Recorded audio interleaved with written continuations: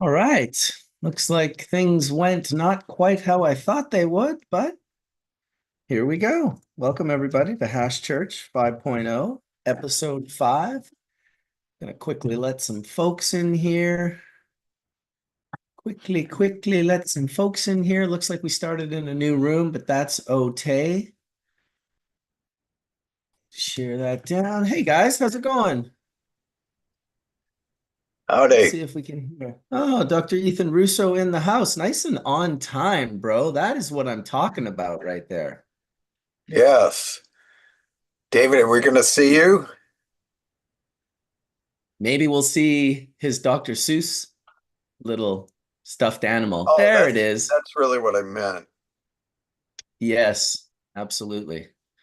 Dave's always he's like me. He always has technical difficulties. This morning I had a few myself. The episode didn't start where it should have started, but that's okay. We are live. We got 55 people in the room checking us out. And yeah, I'm excited to hear from you today. We got a bunch of cool people coming in. I don't know if you know Davis Allen. He's doing some research over at the University of British Columbia with Chris Gassa, who's, I guess, a Harvard student who's also over at UBC doing some work there. And they're coming in to talk about land races and a bunch of other fun stuff. So should be good to catch up. And it's nice to see you, man. It's been a while. Gotcha. Hello, Etienne. Hello, everybody. Dr. Russo, thank you very much for joining us. Sure. I want to thank you.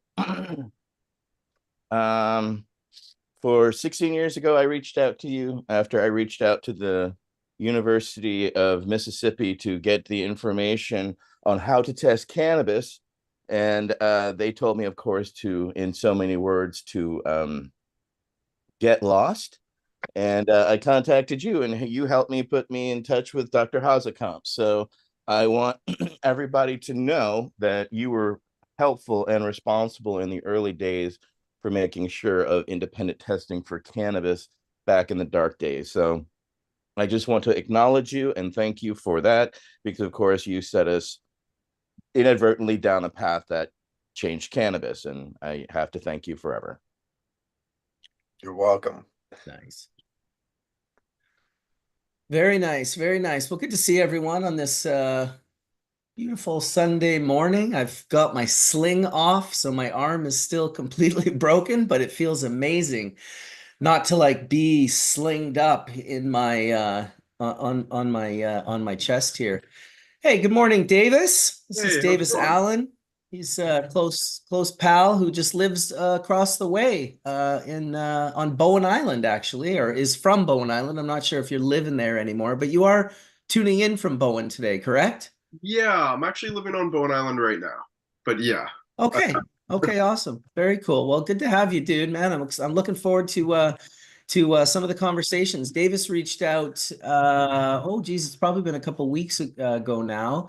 And he said, "Hey, I'd like to come on Hash Church," which lots of people do. And I was kind of like, "All right, well, Davis is a smart guy. He's doing some good things." I asked him kind of, well, what kind of conversations are you thinking that we might get into? Just because I like to have an idea when someone new is coming on that we figure out what kind of conversations we're having. And he hits me up with, well, there's 4 areas I'm interested in.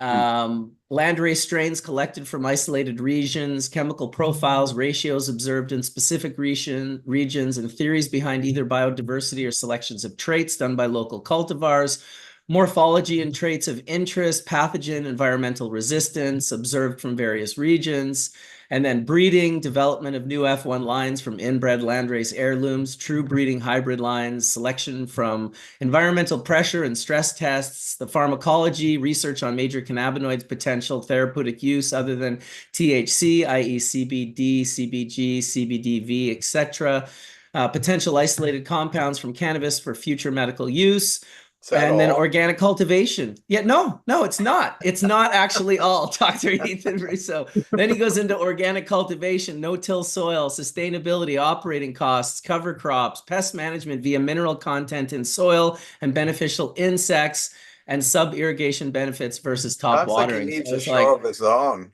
Dude, I'm telling you, he came up with some pretty good things here. And in fact, his colleague Chris is coming into the room right now as well, who's a PhD researcher that he mentioned is involved with genetics and biodiversity at UBC.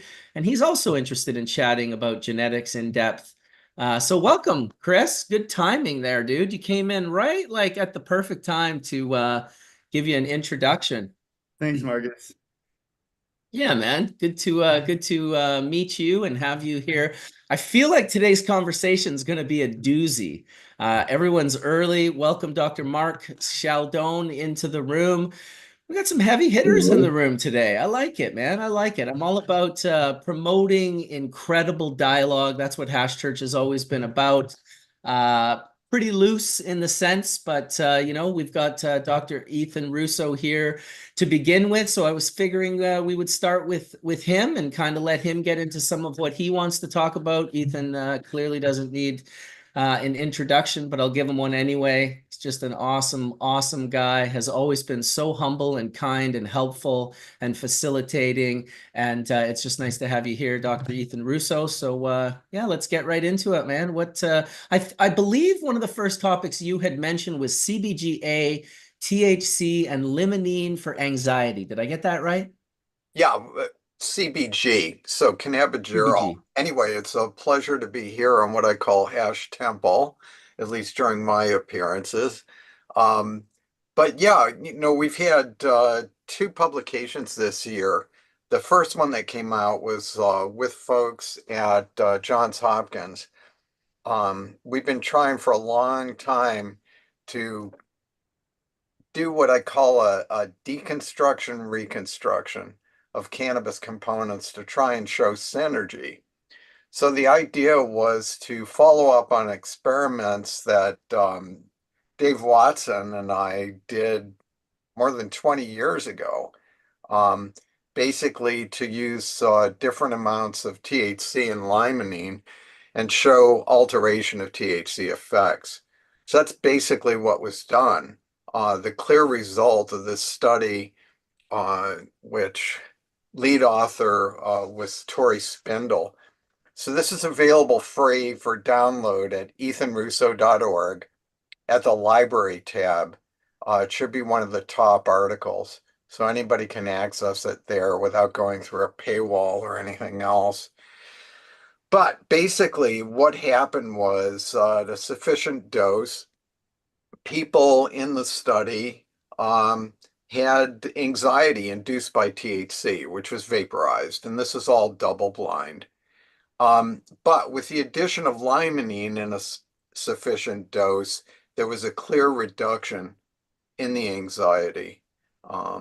And people can argue with the amount that was in there.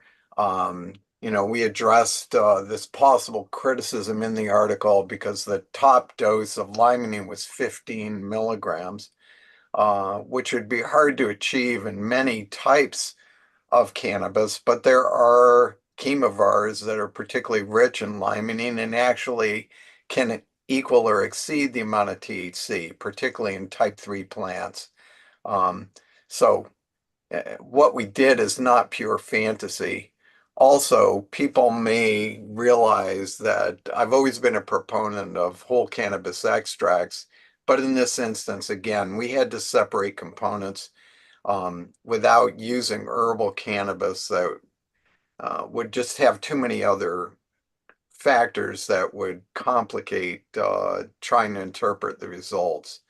So again, I call this deconstruction reconstruction. The other study was done with colleagues at Washington State University. Carrie Cutler is the lead author, and again, available at ethanrusso.org at the library tab. In this study, we wanted to show and really highlight what cannabigerol, CBG, can do. We'd done a previous survey, same team, that was published a couple of years ago in Cannabis and Cannabinoid Research, and it was just a survey of people using CBG predominant material.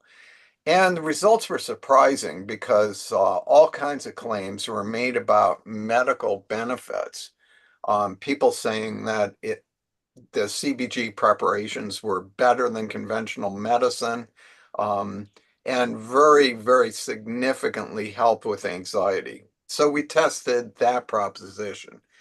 And we used a tincture that was supplied by Shingo Los. It was pretty pure. This was a CBG without any significant amount of THC or CBD. And the only terp of any concentration was caryophyllene, but really not a very high titer and unlikely to have psychoactive effects of its own. In any event, CBG in a double-blind study that was done over Zoom on tests of induced anxiety, like counting down from 13 from a high number and restarting every time you made a mistake, showed a very significant reduction of anxiety. This is with a dose of 20 milligrams of CBG as compared to placebo. Surprising result was there was actually improvement in verbal memory with CBG. So certainly no evidence of impairment. There was no particular drug liking. So it's really a unique result, showing an anti-anxiety effect without any sedation. We already know that CBG has no drug abuse liability. There's no withdrawal. So this is really a spectacular agent that deserves a lot more attention. Particularly here in the Northwest, there are CBG only flower preparations and tinctures. But additionally, CBG in higher concentrations with THC seems to do a really spectacular job in allaying anxiety that's induced by THC. So it's possible to still be high and have all the benefits therefrom without simultaneously getting paranoid or anything else with the right preparations. So anyway, that was long-winded. Interesting. It's interesting that something that is a precursor to THC could be good for anxiety when not everyone, but there certainly could be people to speak about the potential anxiety induction that can happen from taking in THC.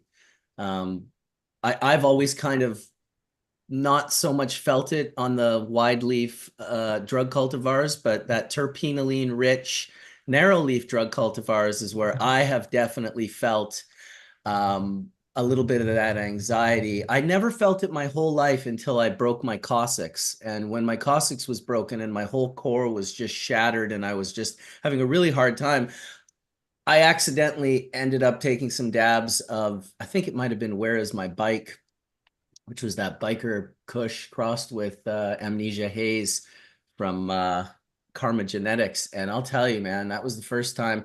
First, what it did was it exasperated my pain instead of taking it away. And then after it did that, it gave me a full-blown anxiety attack, which I had never had before, but I certainly became cognitive and sort of empathetic to those that had told me that they had had this happen before. Lately, since I broke my clavicle, I've been taking quite a bit of THC gummies, just, maybe like 50 to 60 milligrams a day, which is quite a bit for me. I take like 10 at a time, and I've had no anxiety, and it's just been the most incredible pain relief that I have ever experienced. Clavicle's a pretty shitty bone to break. Not that there's good ones, but it's a painful one. You don't realize how often you move your shoulder and how often you feel it. So it's always neat. Wade was speaking to this last week in regards to how he's able to use cannabis for sort of really the first time in his life to really feel the effects of it for, for what he's been suffering with, which has been a form of cancer. So shout out to Wade. Hopefully he's doing okay today, and we'll see his smiley face in here. Sure. Wanted to welcome Mojave into the room, and I believe it's Etienne's friend and colleague, Michael Krawitz, who's also in the room. So wanted to recognize those guys, as well as Colin Palmer snuck in. I see you there, homie. I see you there. So yeah, awesome guys. Just interesting. If anyone else has anything they want to ask or speak to what Dr. Ethan Russo just shared, feel free to chime in.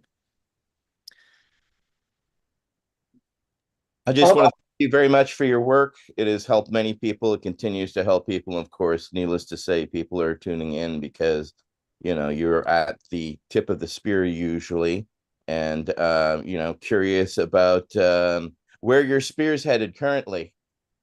Well, we're going to do a lot more with CBG, for sure. Kerry Cutler, my collaborator on the prior two CBG studies, we've got two more planned. One is going to be with a higher dose. I'd point out that 10 or 20 milligrams of CBG seems to be plenty in allaying anxiety, but she wants to show a really prominent response. We know that it's very safe drug. Um, so we're going to try 50 milligrams, and she's going to do this as an in-lab study. They might be a little more aggressive in trying to induce anxiety, and they'll be looking at things like blood pressure and response to what's called the cold pressor test, how long it takes you to have pain when your hand and arm are in really cold water, and how much anxiety that produces. So that one's coming up. Additionally, we're going to do a clinical study of it'd be a formulation of my design. It definitely has CBG in it, and that will be to treat menopausal symptoms. So those are upcoming. Uh, Beyond that, we've got study about educational needs in relation to cannabis. We've got another big review on amyotrophic lateral sclerosis. Again, we're doing a bunch of formulation work, and there's always new stuff coming along. On the Johns Hopkins side, um, we've done additional studies with alpha-pinene and THC, and there's going to be one with myrcene and THC at UCLA with Ziva Cooper. She's looking at beta-caryophyllene and THC in relation to pain. So always a lot going on. Ethan, Incredible. I think Go ahead, I'd Dr. Mark. asked this question on the webcast that you recently gave. I forget. I don't know. It was a webcast maybe about a month or so ago. Sure. You gave this, and first of all, again, thank you for this wonderful work. It had to do, and I think we actually responded. You responded by email, and you sent me a reference on a recent study that looked at the pharmacokinetics of CBG. But I guess my other question is what is this hitting? Is this hitting 5-HT, or do you know how its anti-anxiety mechanism? Yeah, the anti-anxiety effect is probably complex. It may have to do with serotonin receptors, but um, I'll be honest, I've studied serotonin receptors for decades. And it's ceaselessly complicated because they do different things, different places. Um, they can do different things at the same receptor site. If I had to explain it, I couldn't. I would just say that. We know that CBG increases GABA activity. And so the anti-anxiety effect may well be mediated through GABA, which is an inhibitory neurotransmitter. Uh, More work is needed there, but the bottom line is that this is really an amazing anti-anxiety agent. For people who are aware of pharmacology, just about every anti-anxiety drug is simultaneously sedating and or addictive. And that's just not the case here. So this really may be what society currently needs. Everybody's been through the ringer the last several years, whether it's economic stress, pandemic, war, you name it. So I think personally that CBG is the answer to a lot of what people might think of if they need a little pharmacological help with all that stress. And do you think CBGA too has its place there? I'm sure you saw this. I was fascinated by this and surprised actually this study didn't get more light, but about a year and a half ago, a group reported that CBGA shuts down store operated calcium entry, which is part of the inflammatory sort of cascade, if you will, and may actually be one of the underlying mechanisms that cannabinoids, in particular cannabinoid acids, are anti-inflammatory. So do you think CBGA, just because of that extra acidic group, there could be some additional, and I guess where I'm going after here, Ethan, so if you were ingesting like CBGA flower, so if you were juicing it or somehow getting the whole flower, is there a nature to wanting to have both the acid and the decarboxylated material? I'd say yes. Often these combinations of the acids and neutral cannabinoids are really helpful therapeutically. The problem is, as compared to the other phytocannabinoids, there's been extremely little work done on CBGA. So again, if you ask me what are the mechanisms of action, I'd have a hard time saying very much. But certainly that would be a really great thing for some grad student out there to do as a project. But I can tell you that my friend Dustin Sulak, his healer products, they have a preparation that's CBGA and CBG, and seemingly have a lot of good results in a variety of conditions. How it compares to CBG predominant without any CBGA, I couldn't say at this point, but often we do see added benefits of combining like that. You play that instrument behind you?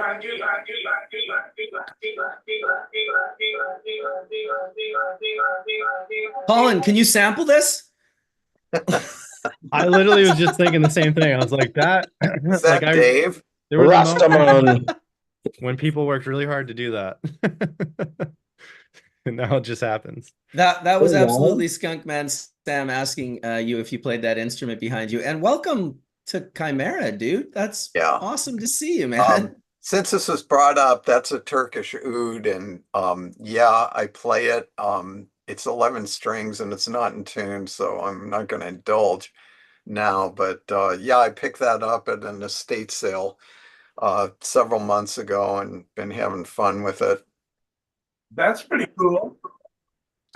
There's We can also wait till a the new end of the episode. balalaika down here, but I need to replace the bridge to make it playable.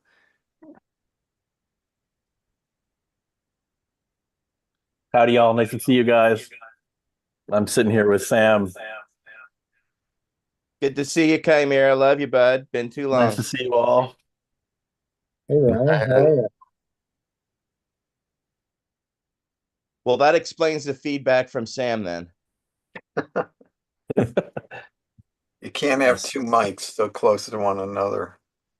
Yeah, I've got No, my I had ball. it a couple weeks ago. My friend Merlin showed up here for the show, and I was like, oh my God, like I put everything in my headphones if I don't have headphones on. So I just didn't speak for the entire show. But luckily, Alec Dixon spoke for the almost the entire show that week. So it was perfect. Shout out to Alec for coming in. How are you doing, Ryan? What's new and different in the world of Chimera? You're producing some pretty nice strain cultivars for Kippen team there, I've seen. Yeah, they're doing. That's actually a few years old. That stuff. Yeah, but they're doing some grow outs and finding some winners, which is always nice. I'm doing some more lab work. Working with another doctor at a university here. We're going to be doing some interesting stuff coming out. So Very nice. Well, it'll be 2 years probably before you can talk about it and we'll hear about it, but we'll be looking forward to it. Yeah, it's a little early to give the cat out of the bag at this point in time. It's more along the lines of breeding technologies. So, and I was just over in Europe, and my mom passed not too long ago, so I was brought some of her ashes home, and it was just across the channel from David, so I figured I'd stop in and say hello. And he's been That's kind enough awesome. to give me a bit of respite here, so it's good. Sorry Yeah. for your loss, Ryan. Thank you. But since you're on, I can ask you and any of the other breeders there, is anybody selectively breeding for terpenoid concentration? Breeding for terpenoids is a bitch. It's really hard. Yeah, even going back to the NAPRO work, we had a whole bunch of lines that were higher in terp concentration. As you know, it's really about having the analytical method that's sensitive enough to be able to It's more detect. selecting than breeding almost. Yeah, well, Sure. I mean, like any And a lot of it's population. epigenetic and related to environmental influences, but perhaps concentration, overall concentration of terps. I mean, a lot of this hasn't been worked out, but I'm just wondering if anybody out there is concentrating on this line of research.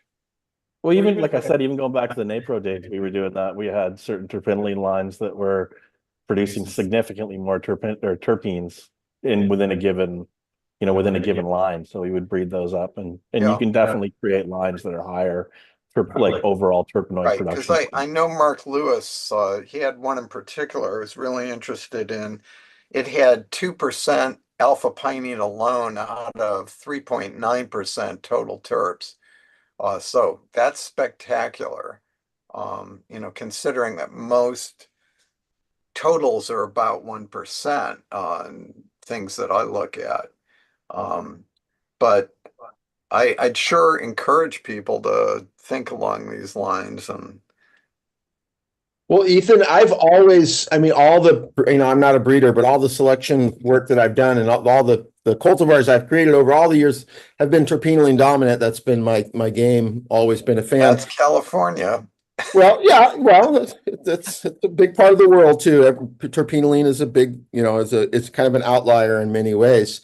But interestingly enough, they are all fairly high in CBG.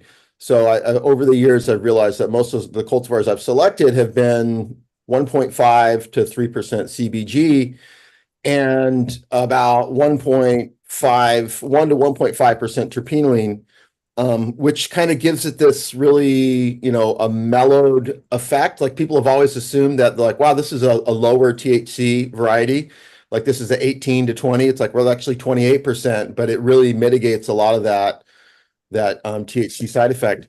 But once Ryan, I was at the facility and Steve Haba had showed me a variety or a cultivar that he had selected, or I'm not sure exactly if it was, maybe you bred that one, but he said it was 5% terpenoline.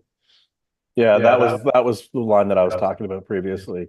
It was five. The highest testing plant that we found initially was 5.7%. And I had a lot of faith in Matt Giesi's analytical method. He really was quite insane about correct numbers, not just getting a reading out of a machine. And yeah, there was a subset of the terpenoline plants that had that really high terp percentage. Also, like you just said, we also realized at that point in time as well that there was like 10 to 20% of the terpenoline plants do overexpress CBG, like for whatever reason. They don't just convert all the CBG into THC. So you end up with a little bit of a buffer, or what we would call as a buffer. Right. He did say that was paid, that it was unsmokable. That just because the high terpenoline was just completely aggressive on your respiratory system, just in holding that in. It's so funny sitting here with Sam, but these are all lessons that he taught us so long ago, right? Like, I mean, even when he was growing the haze in Santa Cruz, he had that experience where that he'd always let plants cure for a month, right? Or at least a month before you try to smoke them, because there was, I think that subset of terpenoline plants that are just too much. It's too chemically, right? It feels too chemically. Whether that's the same thing for the use in the extract market, I really see us going to a place where terpenes become, and other volatiles, but it's such an underappreciated, at least from the way the analytics are pushed in the industry. But when you're concentrating plants into these extracts and rosins and oils and things like that, live resins, you don't need to be using 30% plants, right? Because there's kind of like a biological maxima that the plant can have in terms of total cannabinoids and total terpenoids. They share the common precursor pathway, right? And so to a degree, one comes at the opportunity cost of the other. And so, like, I think that you can have plants that are even, in the 20s or 15% with a really special terpene profile.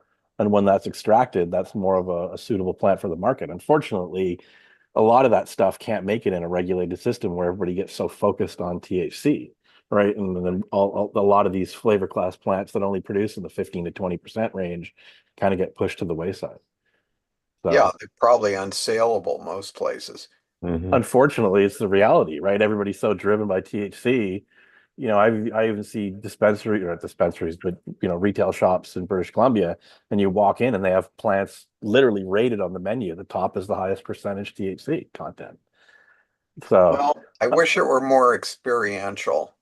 My son some years ago was runner-up for best bud tender in Seattle, and he really tried to disabuse people of the notion that they wanted the highest THC possible, but he didn't always gain a lot of traction with folks buying. So it's too bad. Well, in the olden days, you didn't buy something before you did a bioassay, and that model probably worked better. I mean, it's completely connected to price, right? I mean, I can remember having these conversations with you guys 5 to 8 years ago. And I remember Debbie Goldsberry was in the room and she's like, guys, it's great. I love that you are thinking these utopian ways and you want to educate everyone. But she's like, after selling weed to Californians for 30 plus years, all I can say is all they fucking care about is price and THC. So I just wonder how we'll ever escape that. And maybe we won't. Maybe we're the fringe. And again, people need to try it. If they have an experience, again, as I've been mentioning, if you can be high and have the benefits without the downside of paranoia, stress, anxiety, it's just a totally different experience. And I think people my age really wax prosaic about the olden days. And it's true. There were very high THC chemovars available then, but they were much less common. However, the experience was different, and it wasn't all THC and all myrcene. And a lot of people, older people, miss those kind of experiences and don't like a lot of what's out there currently. Ethan, I'd also just say it's not just, it is older people and people have had the opportunity, but in the breeder community, there's a lot of people who breed and have smoke flower that they don't sell. There's a lot of growers who have flower at home that they grow and smoke and not what they grow at work. And it's really the market dynamics to me that's really taken over cannabis, where I remember at one point, like distribution guys in California were like, oh, people don't want that. Like they were making big decisions for what people want. And then, you've got this new, really loud, overwhelming, fruity, gassy thing that is so easy for them to sell on the nose, that it just takes over the world. In California, I mean, lemon cherry gelato and all that stuff is just so dominant in the market here. And the growers themselves are like, I hate this stuff. Like it's just what the kids want to smoke. It's what the distro guys want. And I name it 5 different things and sell it as 5 different things, but it's so easy for me to sell this. To me, that's like a real market issue where it's like the ability as a brand and as a grower and as a company to say, like, we believe in our product and we're going to actually put out something that we think is special. not just following these weird market trends and dumbing down and just making it easy. That put us in this position where now, you know, huge portions of the market are just a few cultivars that are often resold under 4 or 5 different things just because they're the easiest to move. And people don't even necessarily like them. People who have like a lot of years experience don't necessarily like smoking it. They just know it's well. I just wanted to say that about terpene breeding, cannabinoid breeding is fairly straightforward. I mean, you have to have the background material, you have to do what has to be done, takes several years, but it's fairly straightforward. Whereas the breeding for terpenes, it's not so simple. I suspect there's many terpene synthases which can express more than one kind of terpene. Whereas with cannabinoids, CBD also makes about 20% THC, but most of the other synthases for the different cannabinoids, they're straightforward. Sure. Yeah. Dave, what you said is true. A lot of the enzymes, the synthases for the terps are promiscuous, can work on different substrates and produce different terps down the line. So it does make it really complicated. But again, I'm hoping that somebody out there is interested enough to do the genetic work to try and ascertain how these things are controlled. Etienne had his hand up, so I just want to, sorry, Colin, I just want to make sure Etienne gets his 2 cents in before we stray too far away from what he wanted to speak about. Go ahead, Etienne. Well, a couple of things. That's also why we carried grams earlier for people to try, right? Because I work for Berkeley Patients Group. We're turning 25 years literally next month. So 25 years ago, that's what we were doing because initially the consumer, one in California, very educated. So they knew what they were looking at, were looking for or towards, usually a very terpene rich, well-grown flower was their preference because they had seen all different types of cannabis and they understood what worked for them. But early in our testing, right, when we were starting to isolate THC and then when we found CBD, that's where we had the problem because science wasn't there. So we had the problem converting what we were missing from science from the effect, right? Because we knew that THC was not the be all end all. We knew it was very important. However, we didn't realize the symbiotic relationships that were there, or science wasn't able to convey them at the time so that we could get a handle on the misinformation of THC content being the be all end all, as opposed to realizing the other cannabinoids were at play as well.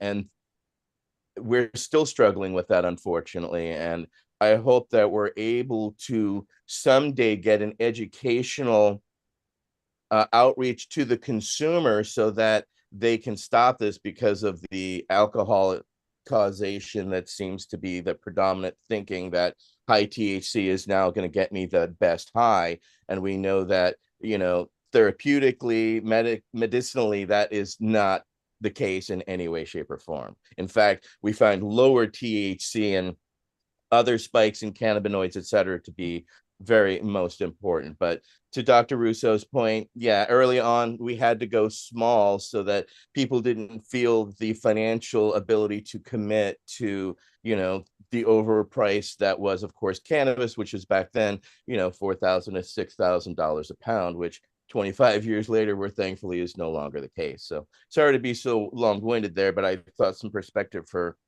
the viewers might matter. Well, maybe medical users can drive it because recreational users, they're going to be how much THC, what's the price?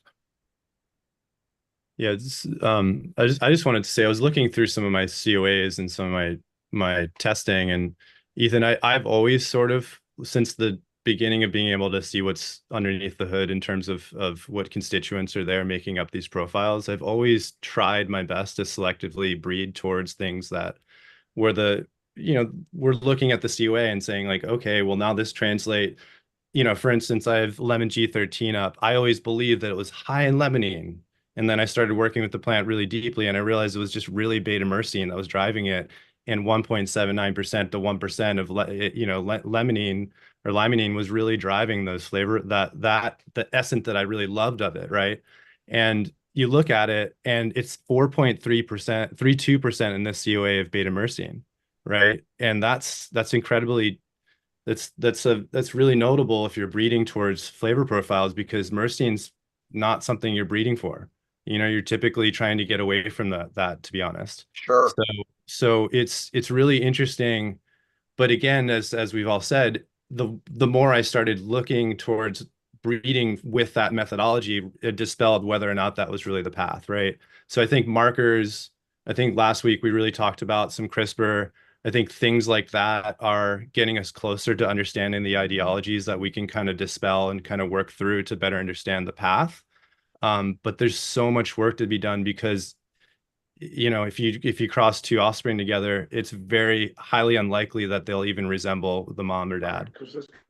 So I think it's as Sam said, selective breeding and going towards the human aspect of things is still a big part of it today.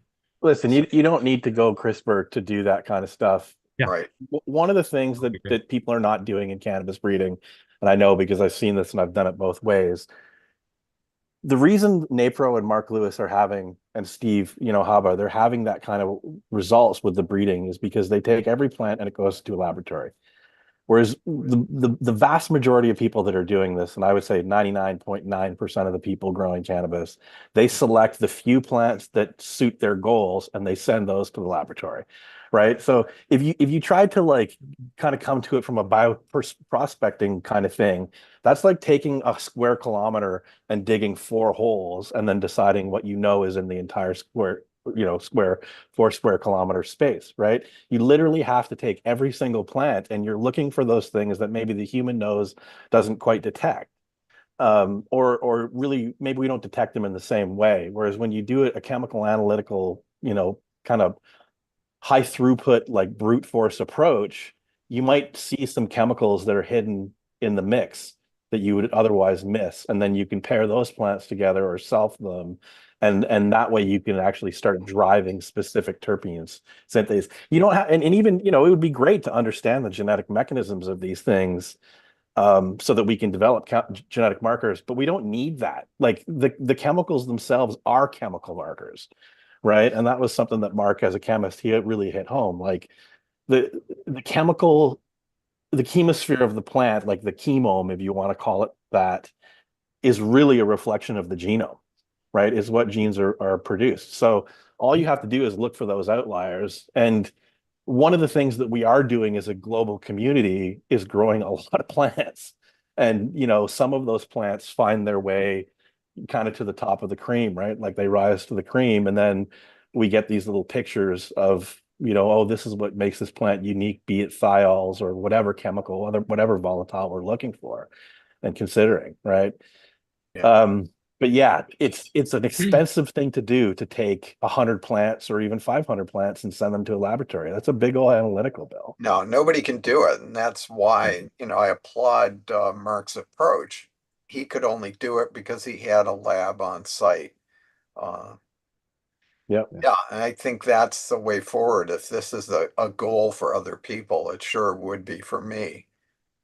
Yeah, Mark convinced the investor, and we had some really deep conversations with the investor, and he came to understand that was the way it was, right? That was the approach that was going to win, and he handed us the keys to the car, so to speak, and we got to take that toy out for a ride. It's having done it that way, you can't go back to the other way, right? Because you just can't make the gains that you can with full lab support. So yeah, it's kind of the way it is. Well said, man.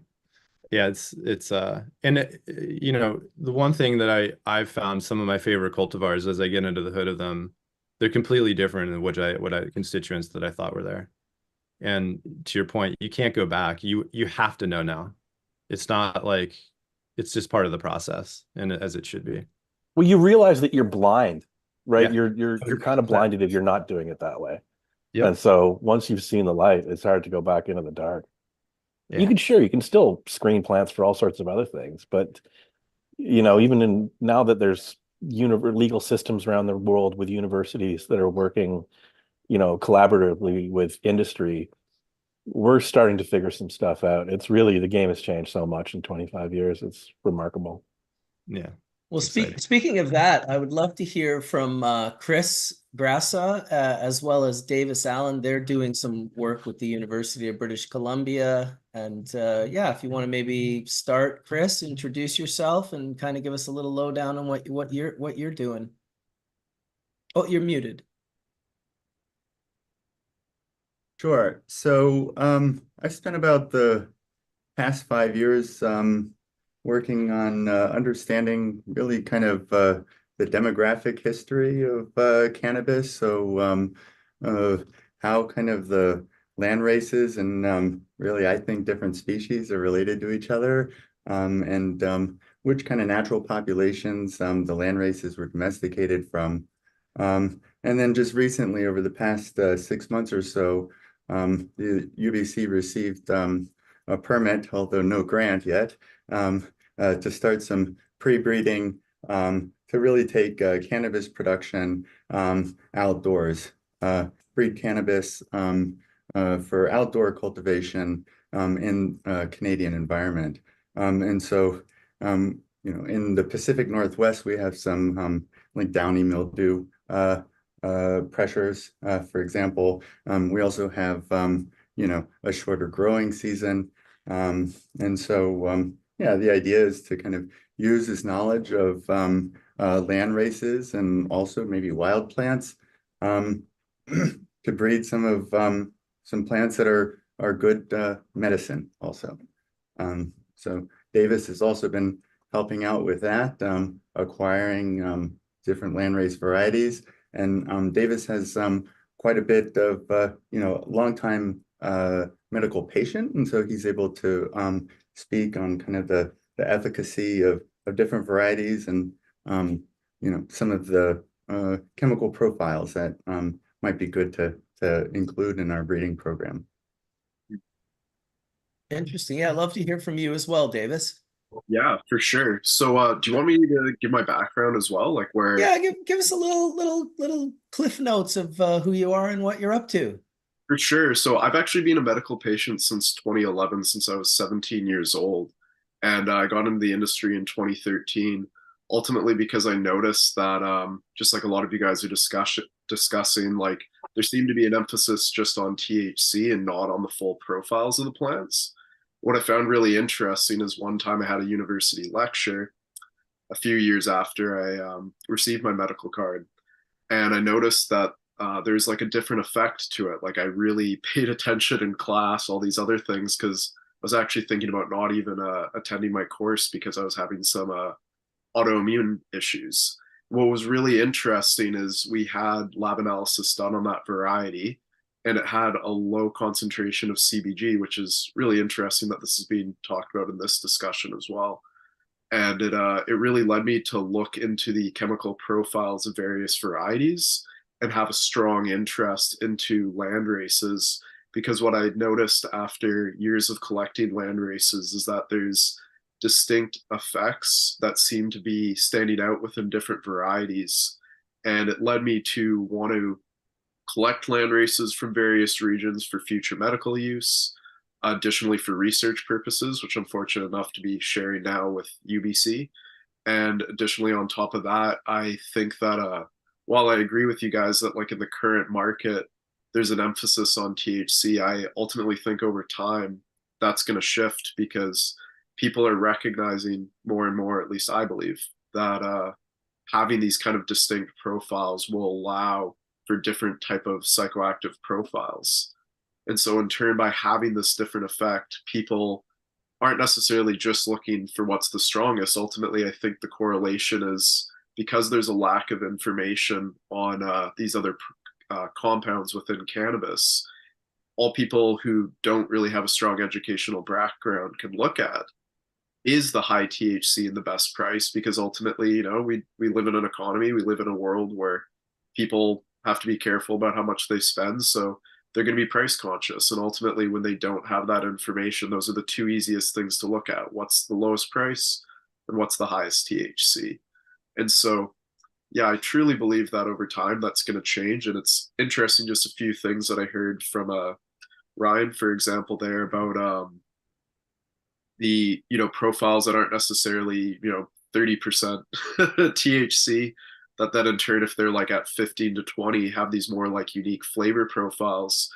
And I also co-founded Island Genetics, so like we're a Health Canada licensed cultivation company. I just recently left the company, but still really close with everyone involved. It's friends of mine. And what we noticed is that, yeah, there's definitely some unique profiles that aren't necessarily the highest THC, but they wash well, and then in turn they have a really interesting effect in product. Nice. Thanks for sharing, Davis. And I believe we had Bryon pop in, snuck in behind us from Best Friend Farms. Good to see you, dude. Good to see you. Hey, how you doing? Nice to see you. Yeah, very good. Got a powerhouse of a room today. It's really nice to see. I haven't seen Ryan in so long. It was really nice to see him. He's always a great source of information. And what you said earlier, the chemosphere of the plant, that might be my new favorite quote. You know, I was just thinking, you know, it seems like the one thing that could save the industry right now is low THC flower. Just because we're in a supply and demand issue with people overgrowing. We're at heavily saturated markets. And you'd think that what the bigger brands would want is people to smoke more flower of lower potency, you know, make more, sell 5 grams instead of 2, you know, and not that we want people smoking all day like cigarettes, but the reality is lower potency flower of certain profiles is so much more applicable to various situations, different consumers. Just, it's a much broader, you know, approach. Well, you can keep your THC levels at 20% and still have more terpenes than you know what to do with. So it doesn't have to be extremely low.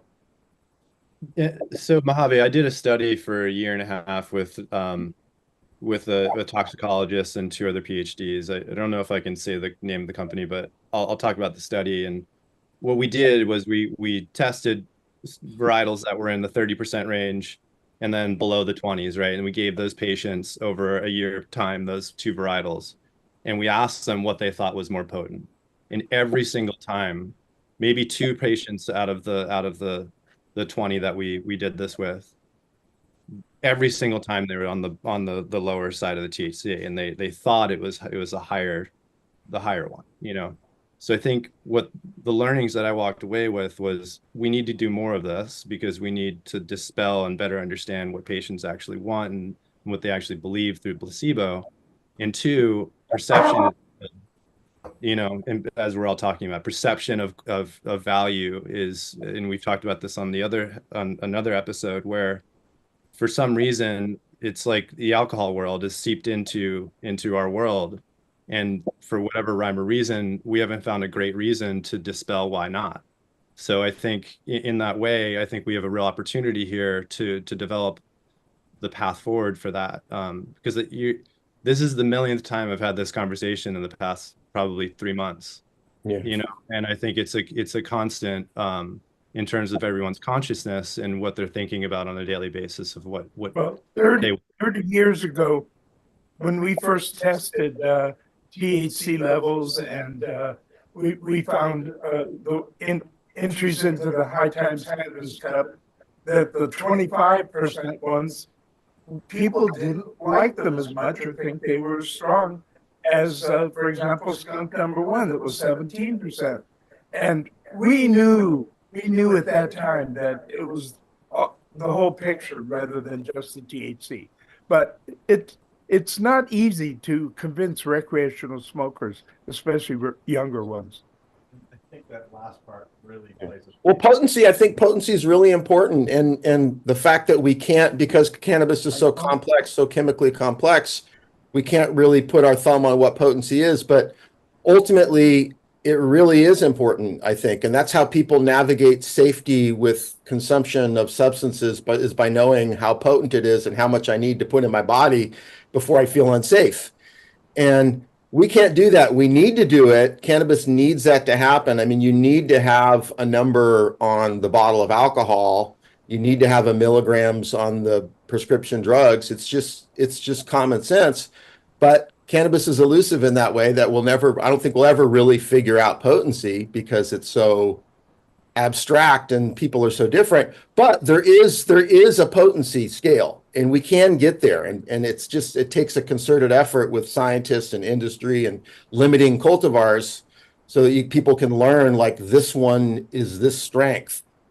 Well, it takes us back to the conversation we had with Alec on Hash Church 5.0 episode 3, which is how accurate are those numbers? Because that's a whole new, warp that you're throwing into the game. You've got customers that are buying things based on numbers on a package. You've got labs that are incentivized to give big numbers because they know they're going to get your business if you do. And Alec was saying there's a sort of disincentivize if you are giving accurate numbers and they're not the numbers that the companies want to see.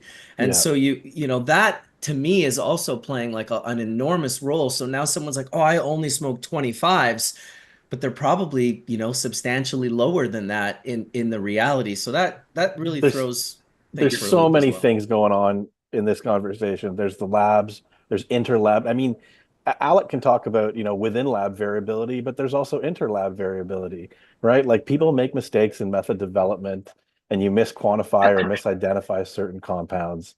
And so even when you have the like numbers, the numbers are reported on a dry weight basis, and right. the plant is 90% water. Right. So even if you have two different lab analytics or two different studies, you can't just put those studies together and compare the numbers as if they're the same. They were derived through different analytical methods, different growers, different varieties. And one thing that I have a theory, and it kind of makes sense to me. We screened a lot of plants through the lab, okay, and consumed a lot of those plants. In my opinion, there's a sweet spot in between like 8 and 12% that people of a certain age group prefer that type of high. Okay. And then younger kids, they never really grew up with those things. And so they don't understand the headspace that creates. They grew up in the Afghan world where like 20+% plants punch you in the face, and that's how you know that you're high. Right. And so like I really think that like the perception of what is high is different between people in, say, their 40s to 60s. I was laughing when Mojave said, the young kids. It's like, what, at one point in time that was true, right? But we're not really the young kids anymore, right? There's a whole generation of kids that grow up on pre-rolls that are like 25-30% mixed with THC diamonds, right? So like, to really study this, you need a whole bunch of uniform grown samples of different THC concentration and different cohort groups. And, not just reference one study and say, we figured it out. There's a lot of that goes on in the cannabis industry. We take a little snapshot of something that happens in the real world and we make this generalization of the way that it is, right? But I think that there's so many variables and there's so many differences between consumers that it really is a hairball that is quite difficult to tease apart. Well, but even the way they, sorry, go ahead. No, I was just going to say that I think that there's plants in that 8 to 12% THC range. It's not necessarily the chemical profile of the plant. It's just how loud you're listening to the music, right? And it creates a certain headspace. And there really is something to be said. I really do believe that like that 8 to 12% on a very clear, like if you haven't used anything else that day, that provides that clear kind of euphoric effect that you hear a lot of people of the 60s and 70s talking about, right? And let's face it, like the majority of the weed that they were smoking back then, the Thais and the Colombians and the Highland Mexicans, that kind of stuff, it's not 25% THC, right? A lot of it comes in at that 8 to 12 range. Yeah. So I think it has to do with this biphasic effect, right? Like with THC, you take a little bit, you kind of get up, right? But if you take a whole bunch more, it brings you back down. I kind of think it's the difference between getting high and getting stoned. You know, like these extracts are a rocket ship to the moon. The first time I ever smoked Sam's dry sift, like I had never been that high in my life off of a bong rip.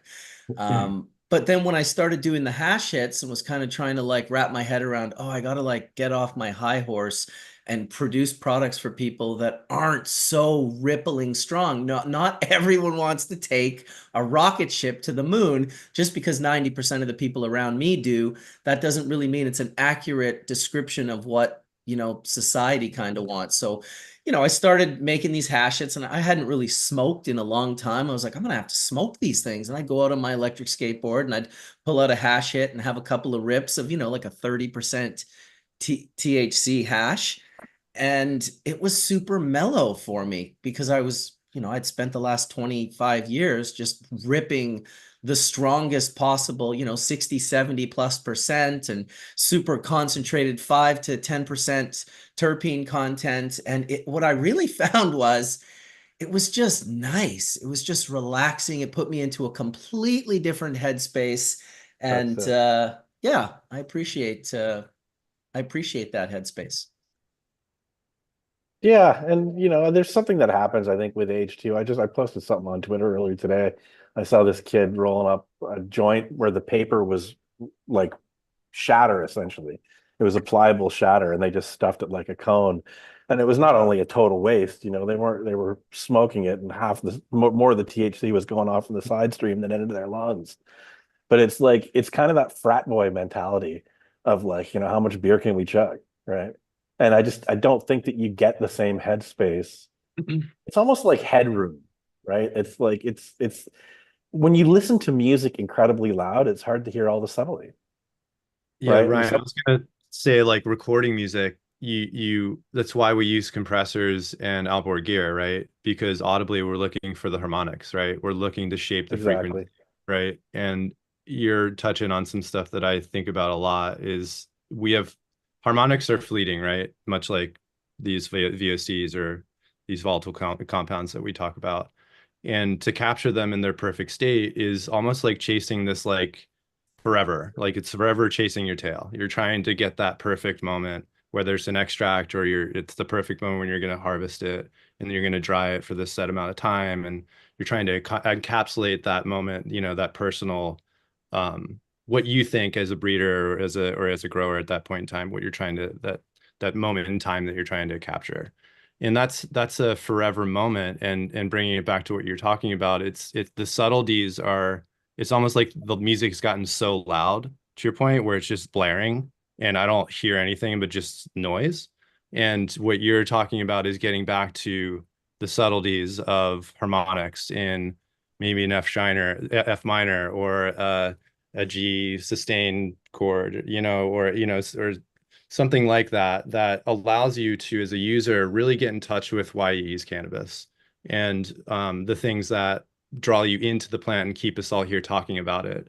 And those subtleties, I think, you know, more importantly, are what gets us all up in the day to think about this, you know. And, you know, it's for whatever reason, we're not bottlenecking, I don't think. I think we're not selectively thinking about the whole gene pool as an industry in a way. We're trying to monetize so much all the time that we're almost losing sight of what's important. So can I comment on that? Follow that a little bit and tie it into something that Ryan said, and also something maybe in the landrace conversation that we could go down, is that the subtleties in people were selecting plants for quite some time, and a lot of them were selecting individual plants because they were smoking flower or they were hand rubbing individual plants, you know, and that created all these populations with all this chemistry all around the world, these landrace based populations, let's call them, because I do believe once it leaves the land, the race is over. But then the Afghan, Ryan mentioned Afghan. Like that Afghan population, to me, there's such a big, I mean, it's had such a huge impact on modern cannabis, but it wasn't selected for individual plants or individual traits as much as it was selected for ability to yield lots of resin. And then what they did to that resin over time and volatilizing a lot of the aromatics and abusing it with heat and time, and they were consuming a very different product than what they were selecting in a way. So like the fact that the thing that is the driver of modern cannabis came from a population that wasn't selecting for all of these traits that we're talking about.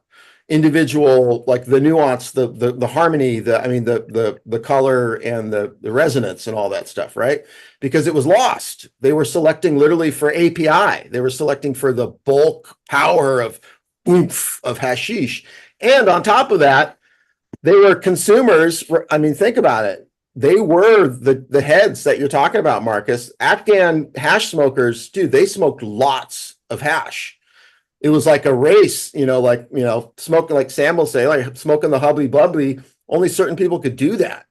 So like it was embedded in their culture also to like produce this massive API resin product and consume huge doses of it to get large amounts of THC in your system versus the guys that were handling individual flower. And like, so it's like, what I'm getting at is like the selective process by the people that were developing these was so different. And maybe there's some kind of weird, perverse, twisted, prohibition story of how that made it into our modern gene pool, that we weren't actually selecting those traits. It just got there. All the dry sifters were definitely sifting. They were breeding for resin because they were dry sifting whole fields, not smoking individual plants. Yeah. And if you smoke individual plants, like with ganja smokers, then it becomes possible to select the plants that you like the best, whether it's high THC or a particular terpene taste or smell. And it's a much better way. I mean, if you don't smoke the plants that you're breeding for individually, how the hell can you breed for what you want? Well, and they were also, you got to remember, they were also kind of only doing selections on one half of the cross, right? Because we were selecting the females, but the males were nobody was doing any selecting of males. You were just getting what was around in the population. So there was a real friction or drag in the genetic selection, right? There's been some pretty significant things that have happened, growing indoors and allowing more controlled crosses and use of clones for like back cross programs, stuff like that. But moreover, like STS and, breeding two females together, that kind of thing has really changed the game because it allows us to start making positive genetic selection on both sides of the parents, on both sides of the cross, right? So also turning males female. Also, so yeah. Mention that. Yeah. So yeah. Davis had his hand up. Yeah, I just had a comment about that comment earlier about Afghan populations. I think the situation is that Afghan populations and varieties from Pakistan, you're right about the selecting for resin content over individual plants, but I think the reality is that those populations are very biodiverse and high in overall resin content, which is true, but it's actually the Westerners selecting just for the THC content, which is kind of like changed from like a diverse profile into like, chasing THC again. So the reality is like those type of populations, like if you actually go and collect wild Afghan and Pakistan populations, you're going to find a lot of CBD, actually, like equal quantities. So the reality is that because we've artificially selected in the West for only THC, we've actually bred out a lot of the traits that naturally exist there. So it's not actually that it's like high cannabinoid content, it's that we've only selected in one pathway from it. Yeah. So I have a question for Sam. Out of all the so-called landrace stuff that I've collected over the years and decades, the stuff out of Iran has been the most hybrid-like that I've ever seen. Like every single thing I've gotten from that region. What do you think that's due to? Do you think that that region is selecting and outcrossing? First of all, I strongly suspect that a lot of the Iranian populations that we see today are coming from Afghanistan, Pakistan, because let me tell you, they were heavy and hardcore on cannabis in Iran in the 60s, 70s, 80s, 90s. So where did the big population land races come from? I think they were imported. Got it. Well, that makes a lot of sense because that's exactly what I always thought. I was like, how is this even possible? How are these plants so good? Like, there hasn't really been an ability to really grow these things the way that we envision them in the Western world, due to their laws, right? So, Mojave said something really interesting earlier about, once you take the plant out of the country, it's no longer a land race. It's not even that. The definition of a land race is like a biological type that is maintained by a culture, right? And as soon as the culture's gone, they're the people. Yeah, exactly. It's man and it's human and environment. And so once that human use, like for example, tie sticks, right? Like they were selected for all those traits because that's what tied well to the stick. Yeah. Right. So yeah, once you take a plant population away from its land and the culture that is responsible for ushering that breeding system, you really are changing it. Yeah. And like, let's face it as well, cannabis farmers are no different than all other farmers. They want to grow better crops every year, right? So realistically, if you're thinking that you've gone to any of these places in the last 20 years and you're collecting land races, you're not collecting the plant that was there in the 60s and 70s. Right? Like people have been bringing in seeds, and cannabis is a prolific outcrosser, like we all know. So I'd be remarkably surprised if these things were as they were back in time, because there's been so much money spent all over the world in crushing these populations and crushing the cultures that produce them. So, and also, Ryan, that another thing happened is, well, not to mention our influence in terms of sending genetics back around the world, so what is a land race and how much of it stayed in that land? But if you really think about, I mean, my family history with like cannabis in Mexico and South America was like, by the 60s, Americans were going down there and they were heavily influencing the selection process. It was no longer just the local guy in Acapulco who's just like, this is our family thing. By the time they came down and said, yeah, we'll take some of this, but can you plant another field of that over there? I'll be back next year. Oh, yeah, and this one was good. How about that one? It's like, it really became an export product in the 60s and 70s. So a lot of the original selection forces had shifted towards export to a Western culture. So getting back to like, what was that original selective force and why did that people and that culture and that geography and that gene pool structure itself that way is really, it's so far, it's such a prohibition story, about how prohibition shifted all of that and how we landed where we are today. And now I see like people here in California, and I love the idea of bringing diversity back into the market.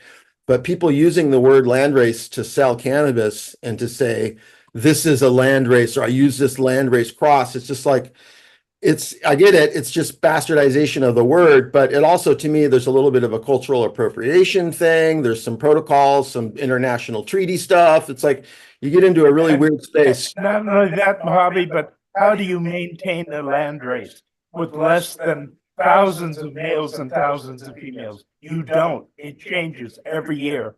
Well, and they were, even back then, they weren't one thing. On a much slower basis. Yeah. That's why there's ex situ, I think, is if you're like landrace population ex situ means like we took this population and now we are altering it. Yeah, so that's what brought this up ultimately, is like I wanted to hear from the group, because out of everything I've grown, like it's all hybrids. Like I mean, let's be real. Like there's nothing I've looked at was like, oh yeah, like I haven't seen that trait before in some form of fashion or another, you know.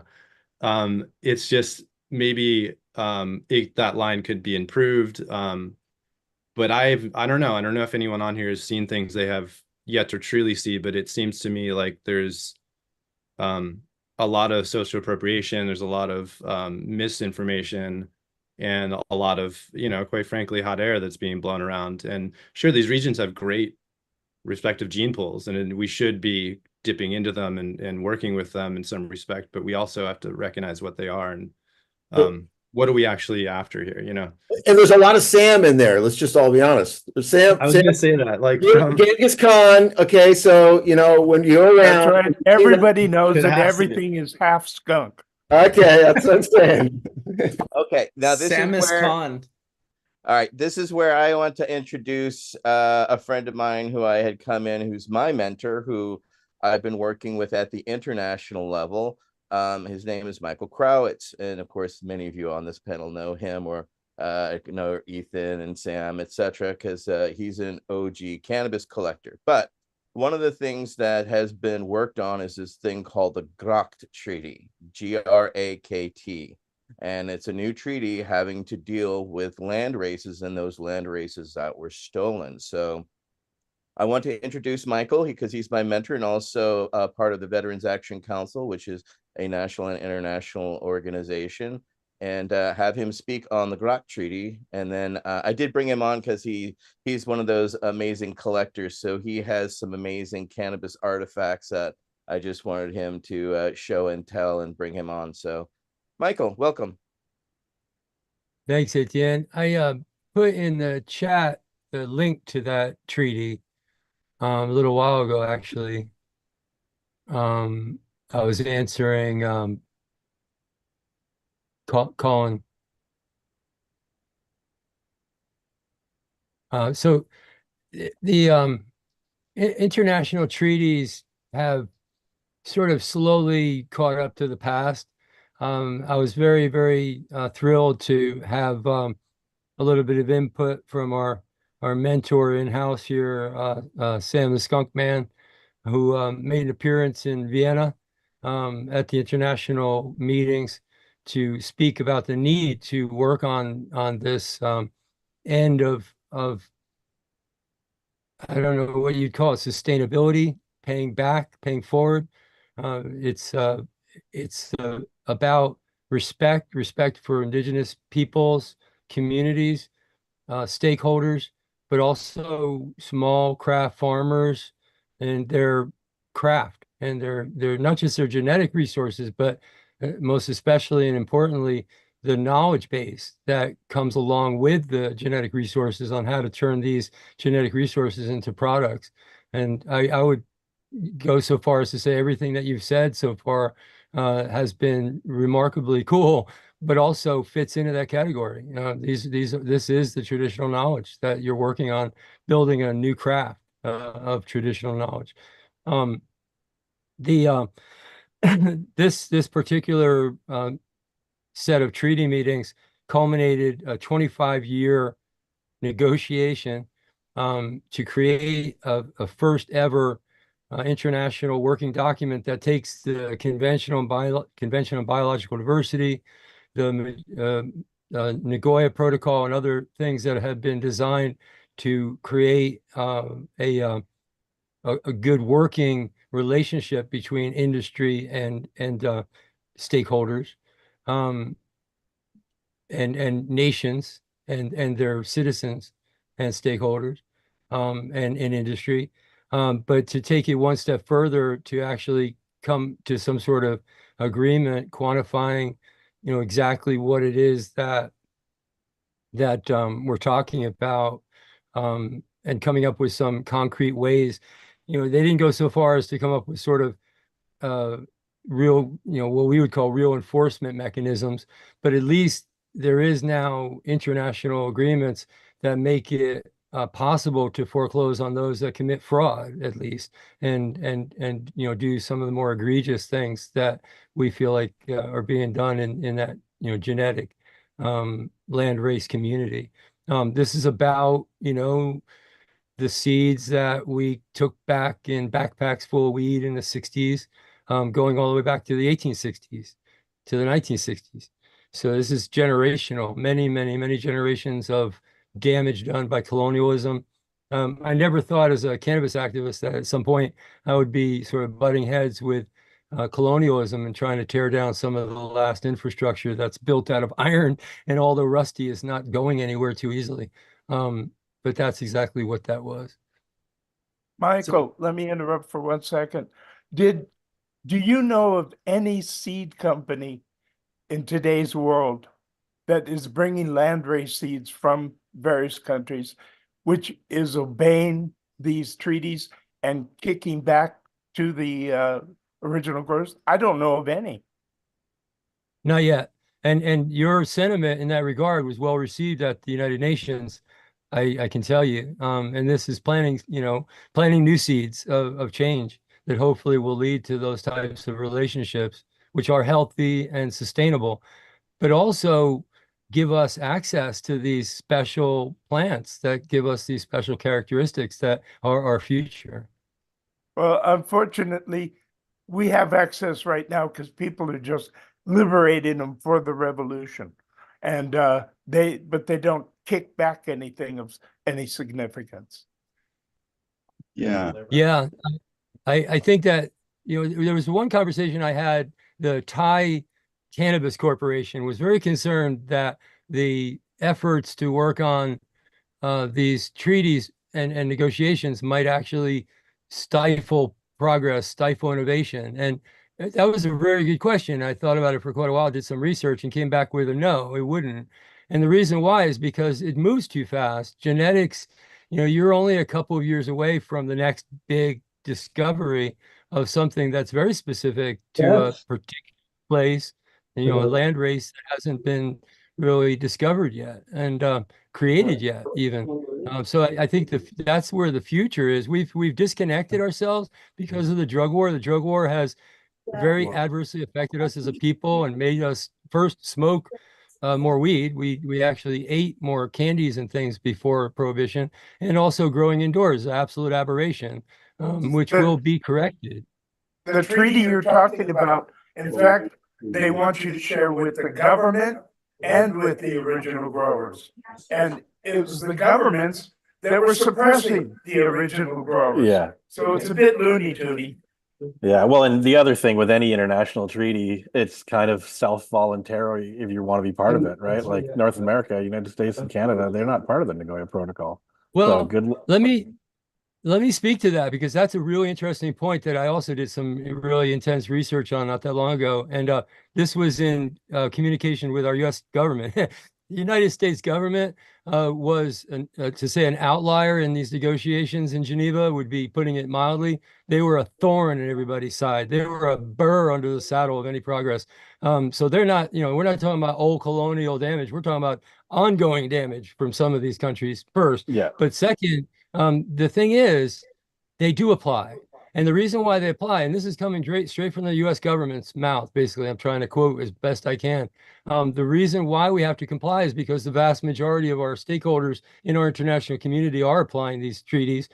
They're going into commerce rules and international trade agreements that supersede, that are actually financial based, but they're based on countries that are very willing and we had like 35, 40 countries that immediately signed this treaty and put it into force at the objection of and over the body of the United States. The other countries are setting these rules up in their trade. And if we can bolster that activity as a cannabis, industry, that would be great. But even if we don't, the world will have to conform to these trade rules, because otherwise you have no one to trade with.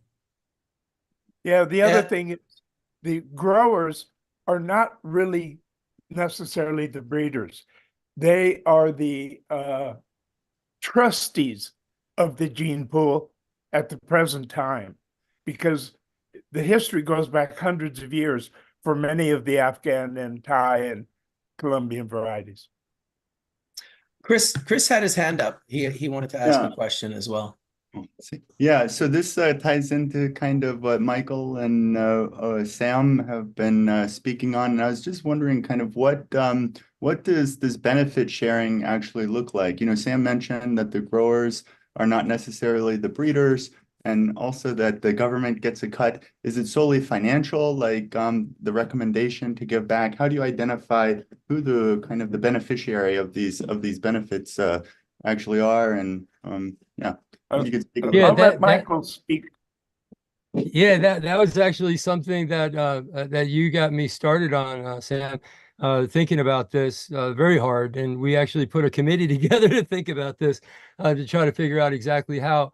There's a couple of things I'll say about it just broadly. One is that our cannabis team, for what it's worth, agreed that this was forward looking, that this wasn't about you know, coming up with sanctions to correct the past.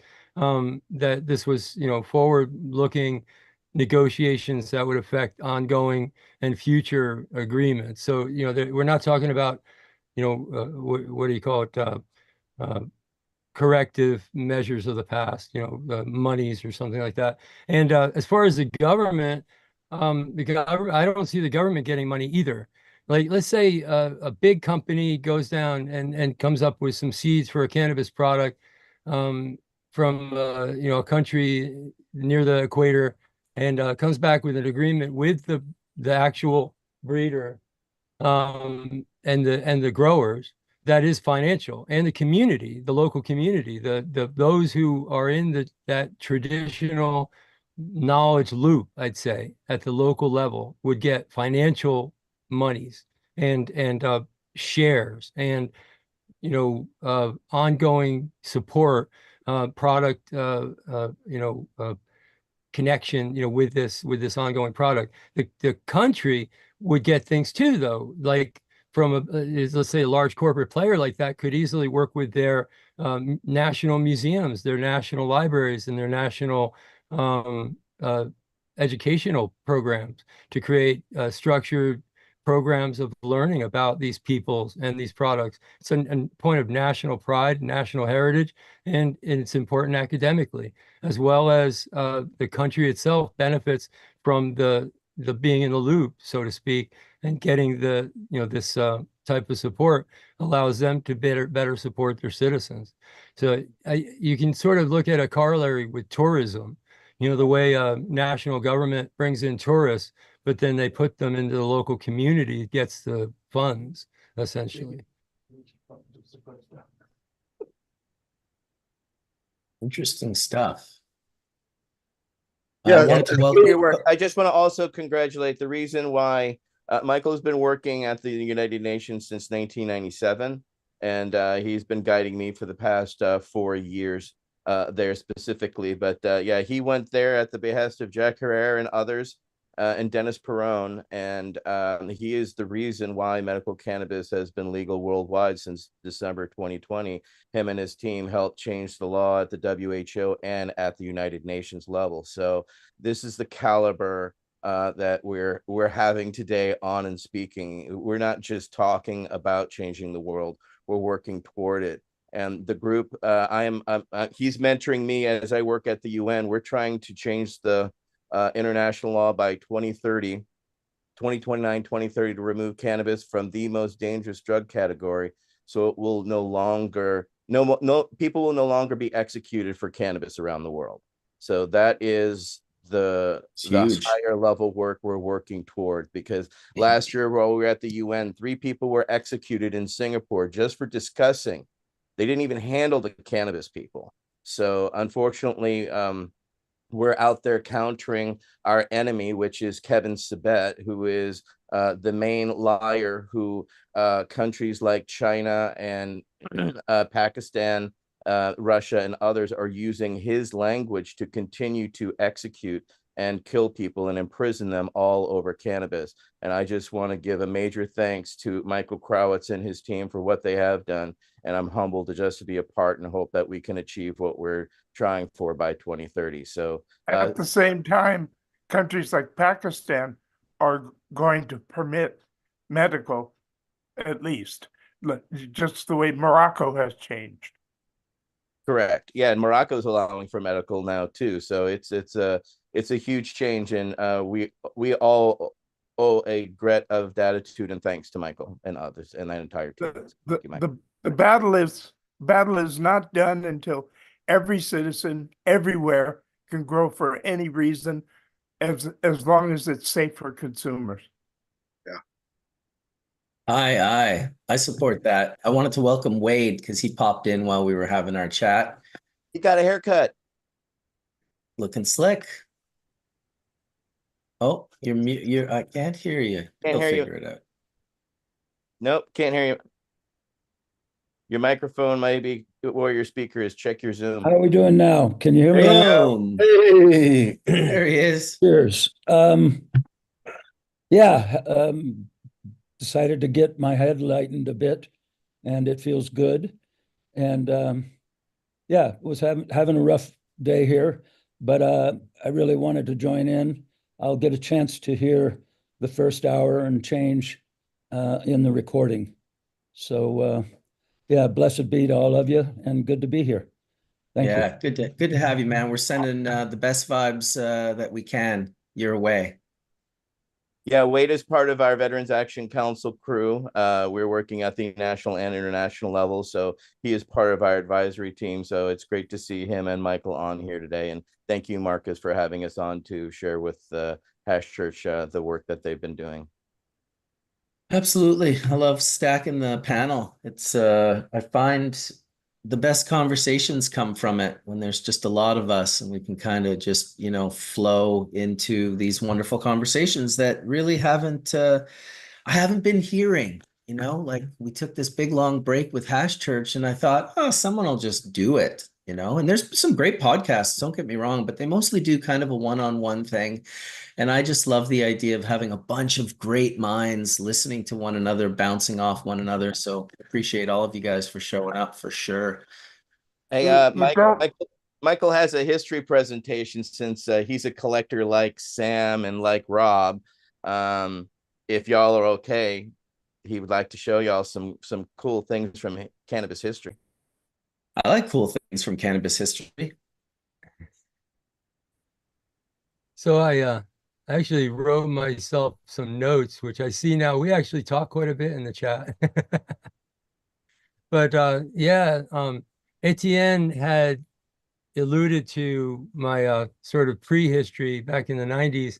I find it endlessly fascinating that he and I came up in the cannabis movement completely parallel to each other. I mean, at certain points, very, very close. We were actually working with Cannabis Action Network and both working with Debbie Goldsberry at the same time in the same place in Amsterdam, but just didn't cross paths. That was probably the closest that we came.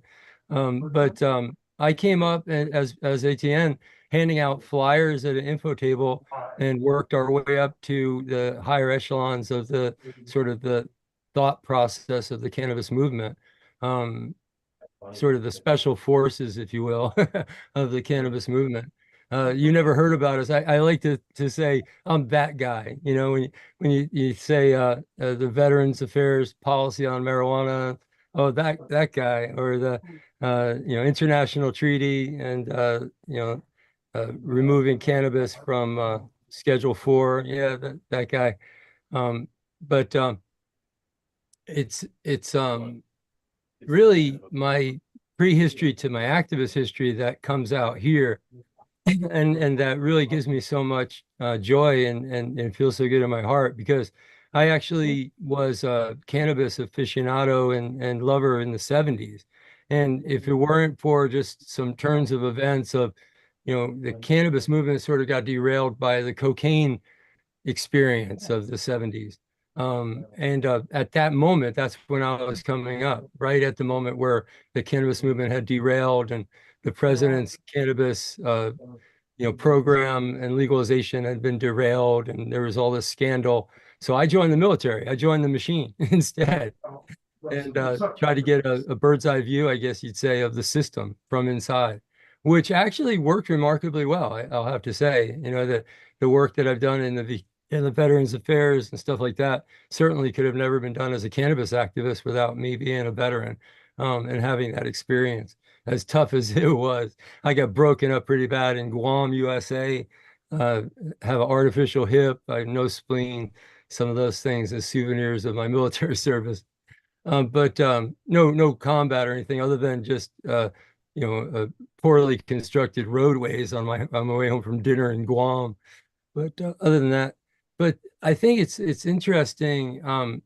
My childhood, I grew up in the auction business. My father was a professional auctioneer, the president of the Auctioneers Association, that kind of stuff. And I always have looked at things from a historical perspective and digging into the junk boxes and finding, antiques and things like that.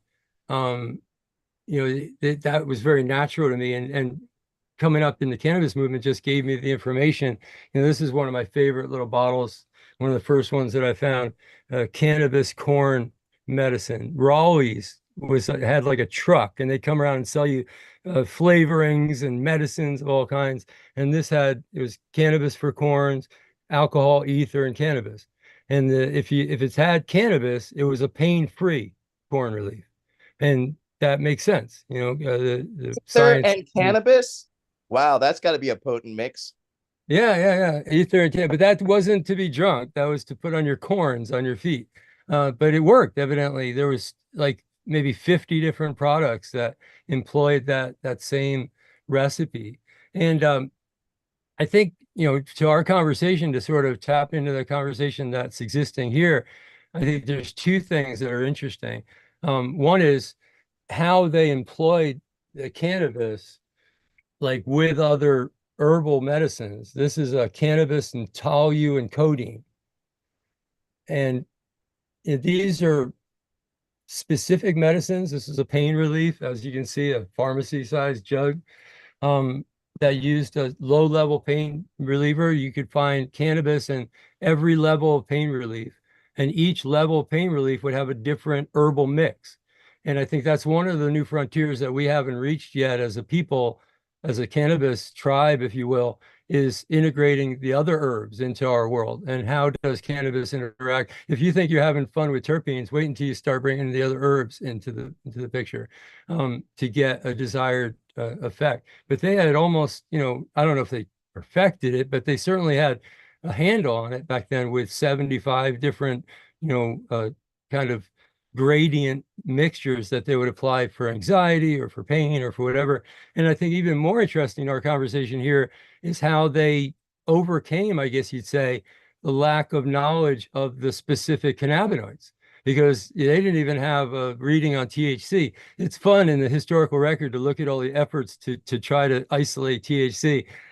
Our university got 12 pounds of cannabis. We made extracts. We did this test. You can see them pulling their hair out in the lab trying to isolate THC, which of course Dr. Meshulam's team did in the 1960s. It was a long time coming. I'm talking about artifacts in the 1910, 1930, 1950, 1960. So anyway, what they did though back then was they had specific source material. And this is really cool because it taps into those landraces. It taps into those specific genetic variations and specific outcomes that are geographically specific. And what they did was they just used those medicines from those places. They had cannabis indica was from India. Cannabis africanus was from Africa. And the shit pot, Cannabis americana, was up until the 1920s when they figured out how to grow it better, was pretty straggly looking from USA. There was actually a discussion in the Pharmacological Association journal as to whether they'd ever be able to grow a medicinal quality cannabis in the United States. But Park Davis and Eli Lilly sent a team to India and learned how to do it. There's a good documentary record of their test cases and their efforts to create a quality cannabis americana, which evidently they did do in the 20s and 30s before it all got shut down by the Marijuana Tax Act. But that's how they did it. Donnie Wirtschafter, I don't know if he's published anything yet, but he was looking at that, during an assay of the different products, how they were employed, how these specific geographic varieties and geographically specific products were employed in the end product. and you know, sort of do a assessment of that. And I think that when you do, you'll see that that's how they did it. That's how they employed, you know, CBD predominant or whatever, by just using the source material very carefully. But anyway, I think that the museum is particularly powerful. I've got a couple of little sort of exhibits for you in what it can do to show people their own history. See if I can share screen here.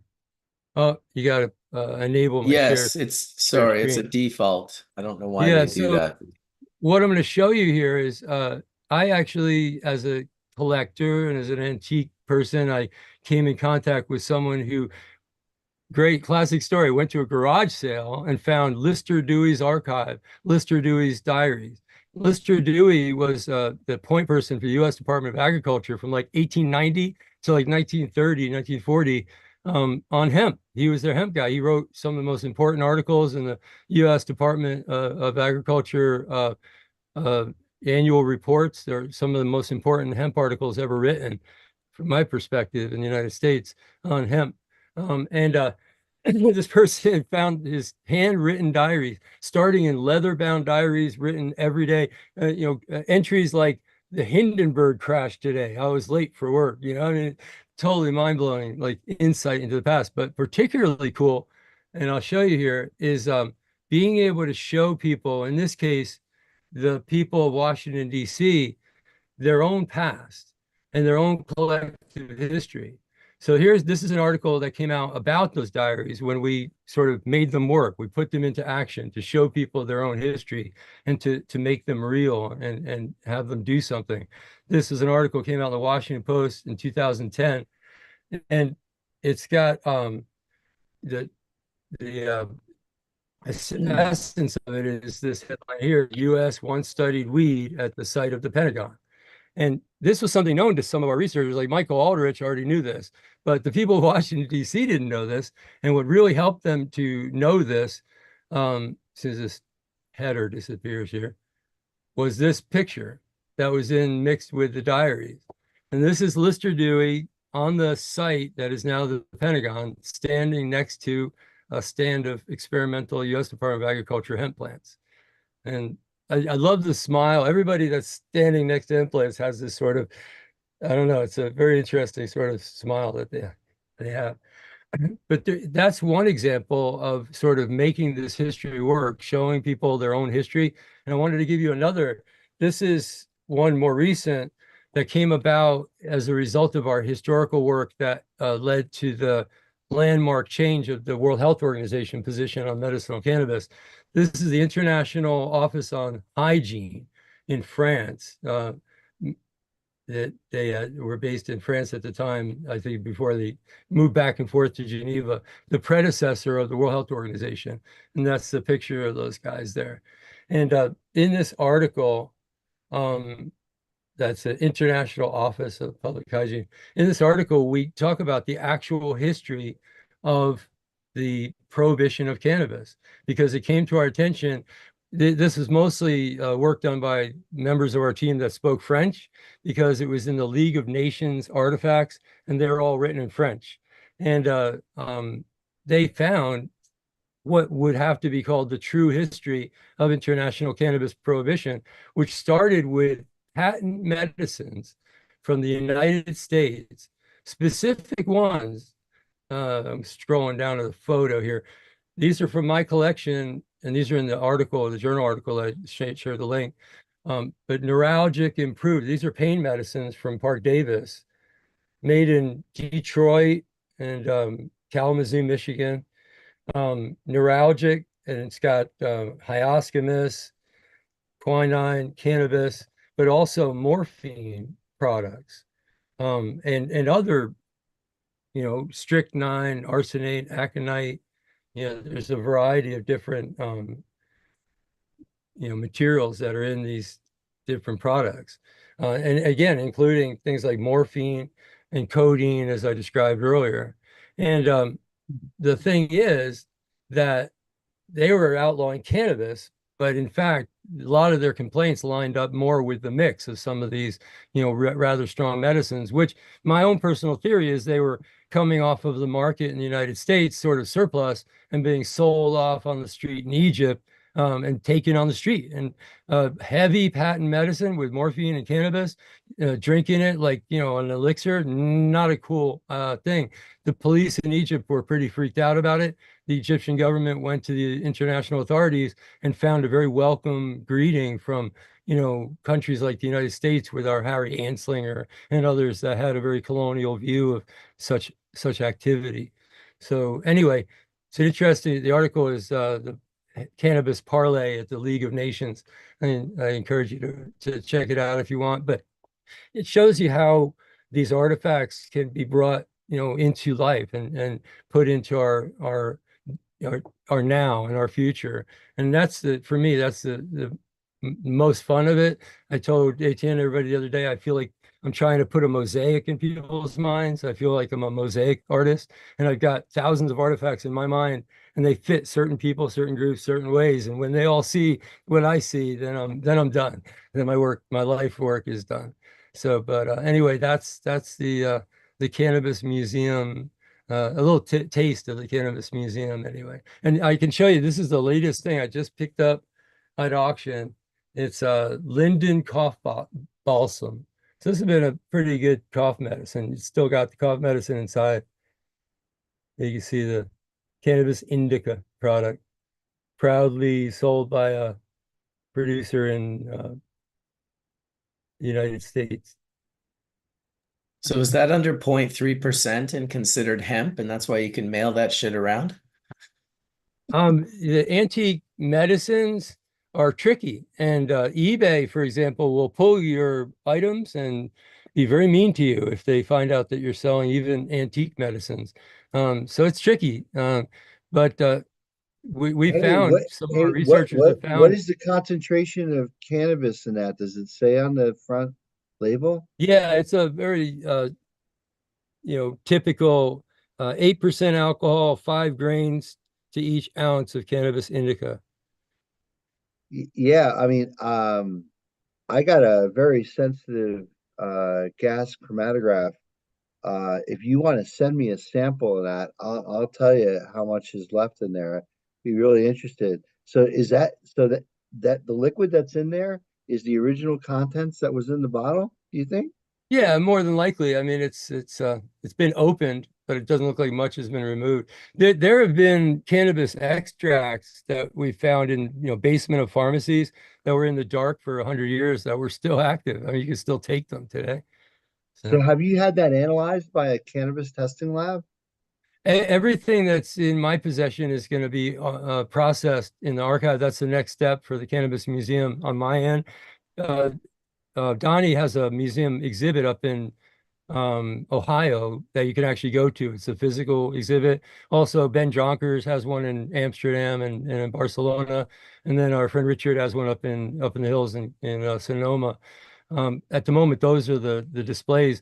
But as far as working on the artifacts in that way, we haven't started that work yet. This has all been pilot work that I've been doing forever.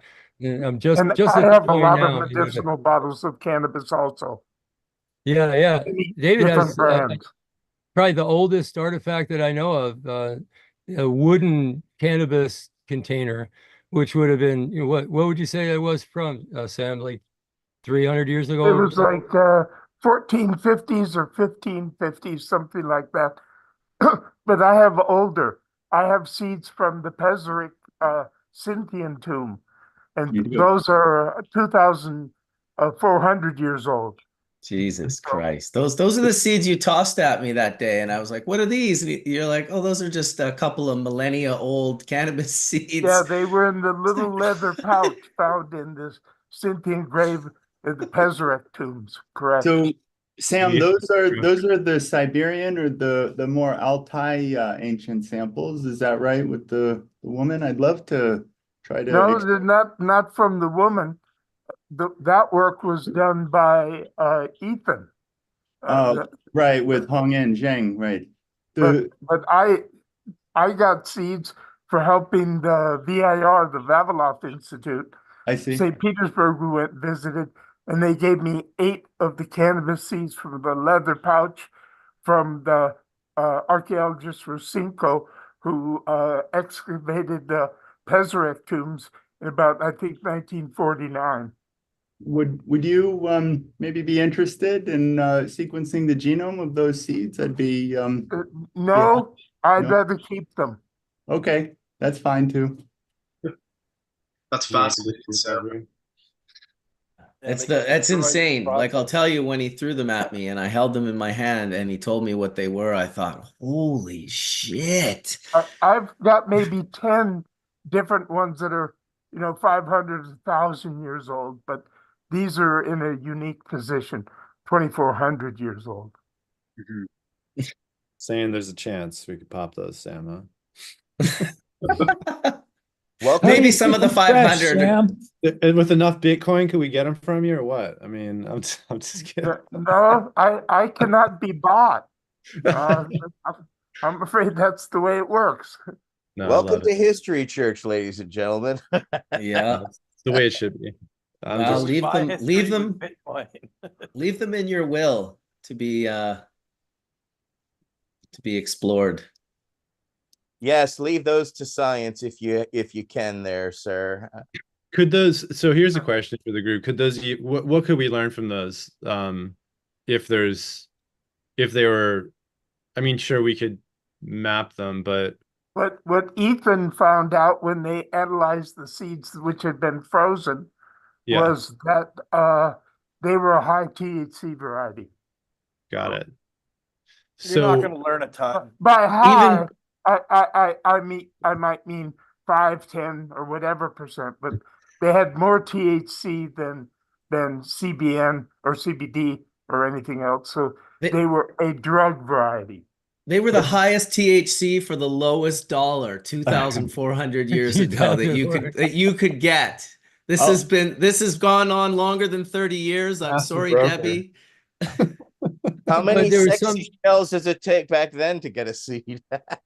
There was something else that the seeds, those seeds tell you from their placement in the tomb.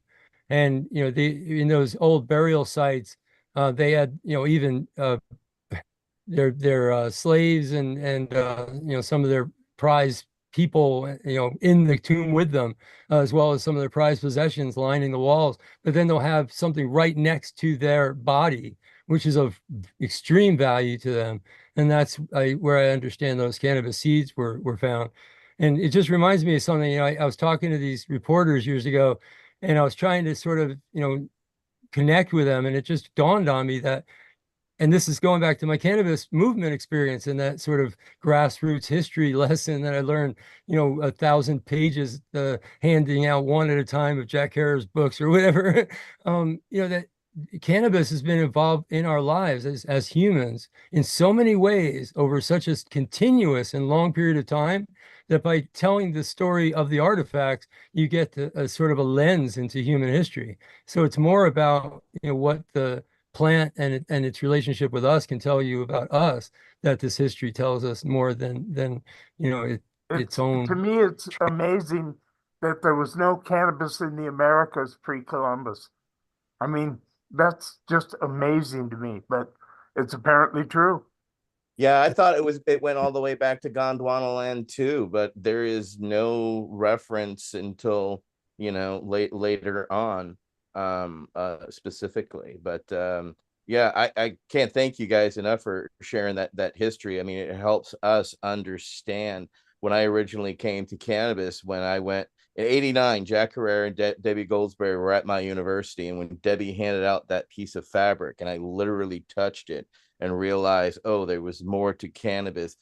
Those tangible, really holding pieces of history have such an impact that Michael and Skunkman Sam, I mean, when are you guys going to add this museum? Is there any sort of fundraising that's happening to make this museum a reality, as opposed to all of y'all storming at all of your houses? I've given up on my idea of opening a museum.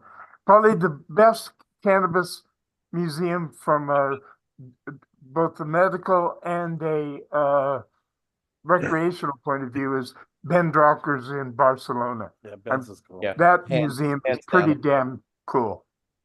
But- yeah. Ben has done a fantastic job with both the displays in Amsterdam and Barcelona, really, showcasing the history of cannabis. If you want to donate, I mean, the couple of museums I talked about up in Richards, up in Sonoma, I don't know if he's actually accepting donations, but I know Donnie is for the Cannabis Museum in Ohio. Michael and Michelle Aldrich and others are working on a display in San Francisco, which hasn't really kicked off yet, but that'll be fundraising. And then I'm going to be fundraising pretty soon here on the archive, which I'm going to base, unless something changes drastically, right here where I'm at in Virginia.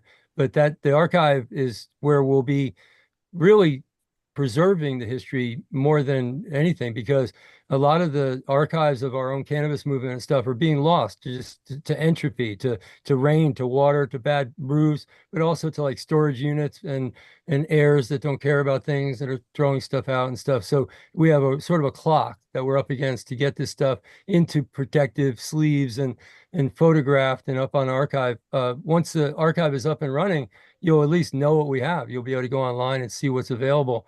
And from that, you can build any number of displays. This like hits really hard for me.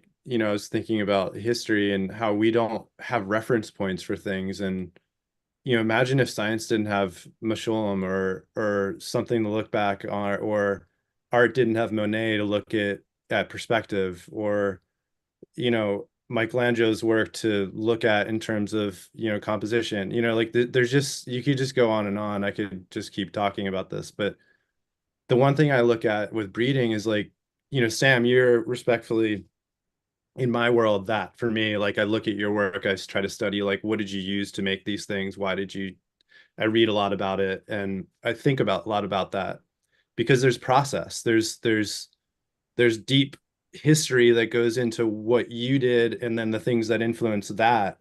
And it keeps going and going and going. And we seemingly have little snapshots, much like I think Ryan said it well, like we have little snapshots of like what each individual person's taste or what they're after is contributing to that said phenohunt or whatever it might be. But it'd be really great to understand, where we came from, and what did those individuals think about, and what were those influences, and why did they make those choices, because that's ultimately, we're arriving at a really interesting inflection point with all of this, where never before have more plants been grown around the world. We're all racing towards lights and different interesting concepts, but we're forgetting, like Michael's work, it's actually really important. It's actually so important that we understand these reference points, because that's why should you have to make the same mistake someone else already made?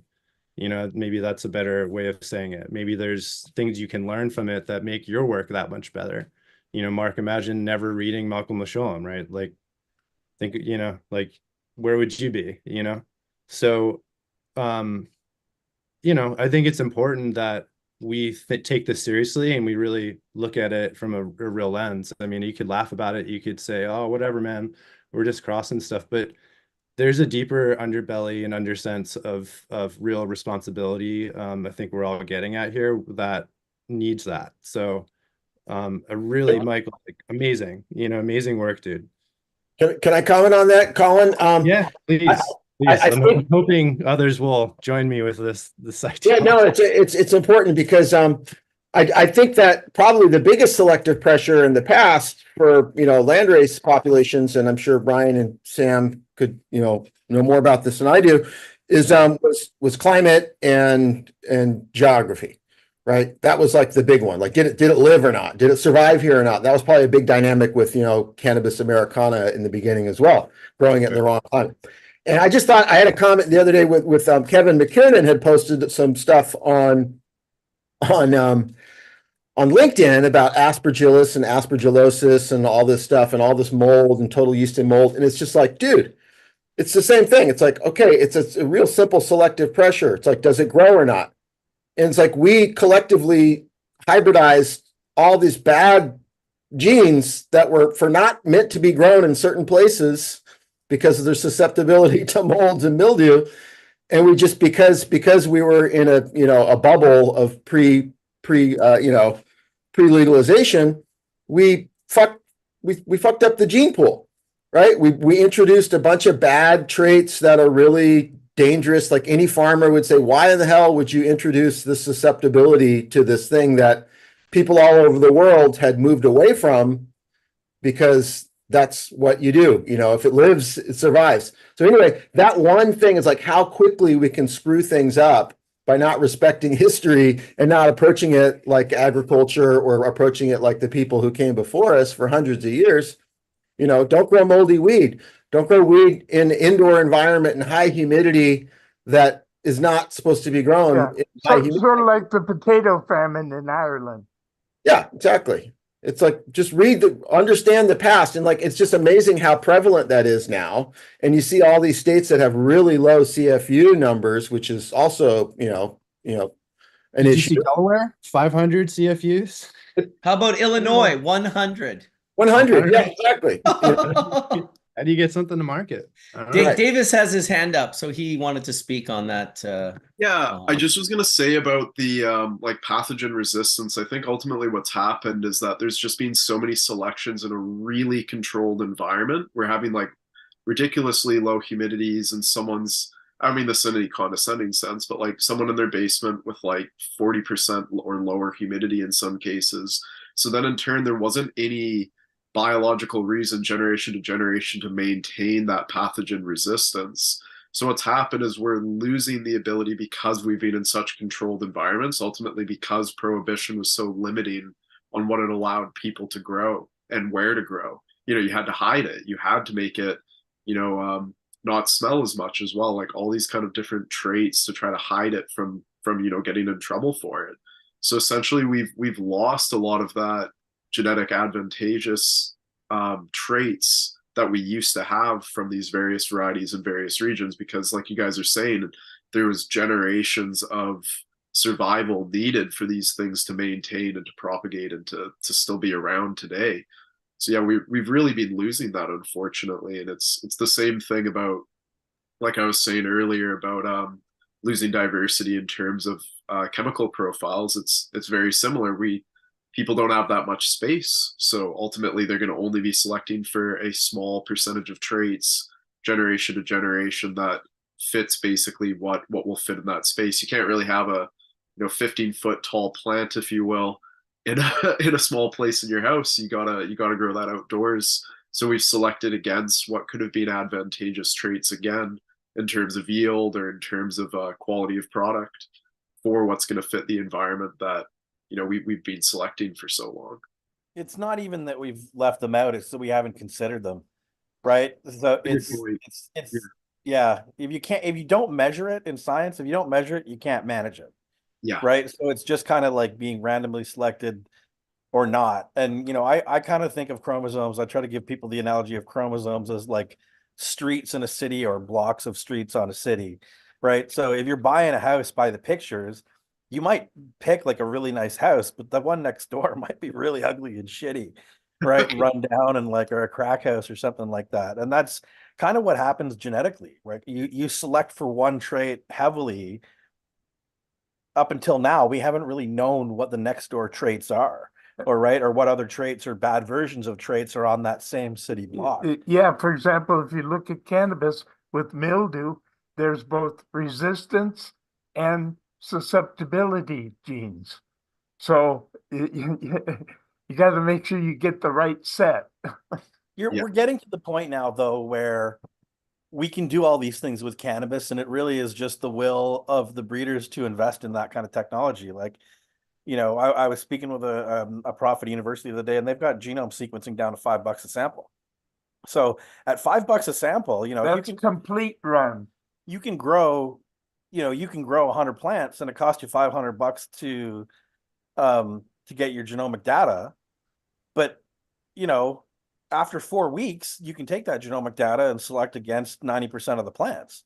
Yeah. Right. So for not that big of an investment, we can start harvesting information about these plants kind of upstream, right, of us having to take them through the grow cycle.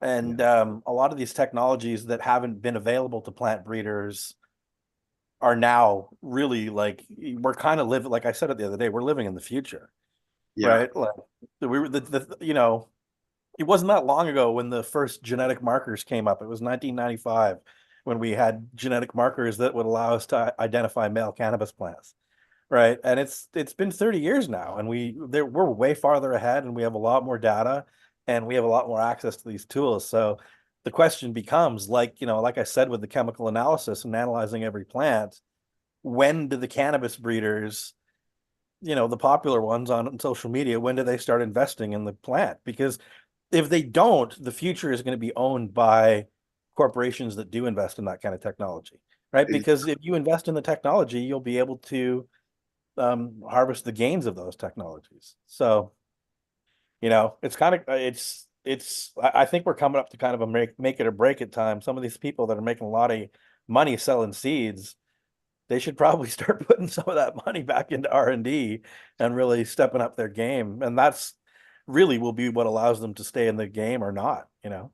Yeah, I think what you're seeing now is actually that. I mean, I've been talking to a lot of guys that are like, man, I got tractor trailer loads of seeds that are not selling, you know, and I think that's due to that. I think you're hitting it on the head. And, you know, moreover, I think it's the lack of the ability for a lot of these larger facilities to get off cycles that are 9 to 10 weeks, you know? So they're looking for clones, they're looking for trays and proven things that they don't have to really invest in. But to your point, it's not really the smartest thing to be doing. Well, and look, let's face it, we're cannabis breeders, Yeah. right? Like what we should be doing is breeding the next generation and evolving the plant, not still growing fucking cookies and ChemD. Right? No, I was just thinking of it. It's so funny. And go look at anybody's menu, right? Like go look at anybody's menu. If they're just taking those same clothes and crossing them over, they're doing it and making money, and they're not moving the plant forward. I agree, as long as there's a lot of skunk number one in each of these new hybrids. Well, Sam, it's already locked in there, in my opinion. And I would say, you know, look, ChemD, sour, like we have no historical references on that as to where they came from, truly, what makes up those profiles, how those even came to be. And that's another aspect of like the history, I think, that actually matters. Like, you know, we're still talking about where the skunk and the skunk went, right? It's like, really, guys? Like, this is, you know, what I think Ryan's. I can say that I bred the skunk out of skunk. Well, everyone should. Gene pool, there's the answer. I selected towards the sweet side because I like the effects. I like the high better. Yeah, but listen, I'm sitting here smoking rosin with Sam as well, and I will tell you there are thiols all up in this in the stuff that we're smoking. So that like, skunk, that chemical might not be there in that variety. Sure. But you know, like to say that these things are gone, I think is really like people just repeating something they heard on the internet, you know?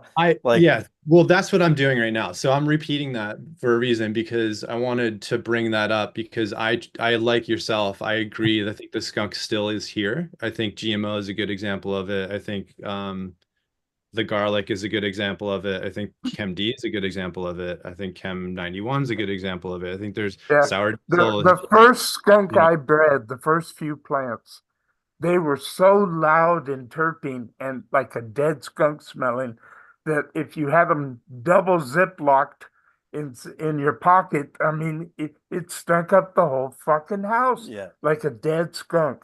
And I bred away from it because I found that the sweeter, higher ones were more irie high. And I like strong, but I like irie strong. I've also found, like, look, truthfully, those we all know now that the thiol as well, these thiol, like whatever it is, 123 MBT, way more potent. It's one of those chemicals that just a very little bit can fill the room, right? But again, it's kind of like going back to that conversation with the harmonics and the outboard gear.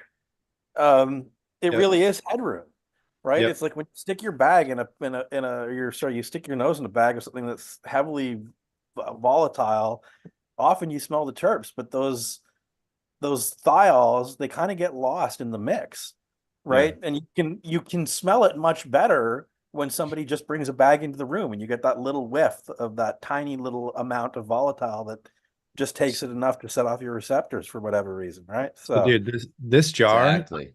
I just found this jar like the other day. This is probably like 4 years old. This is garlic.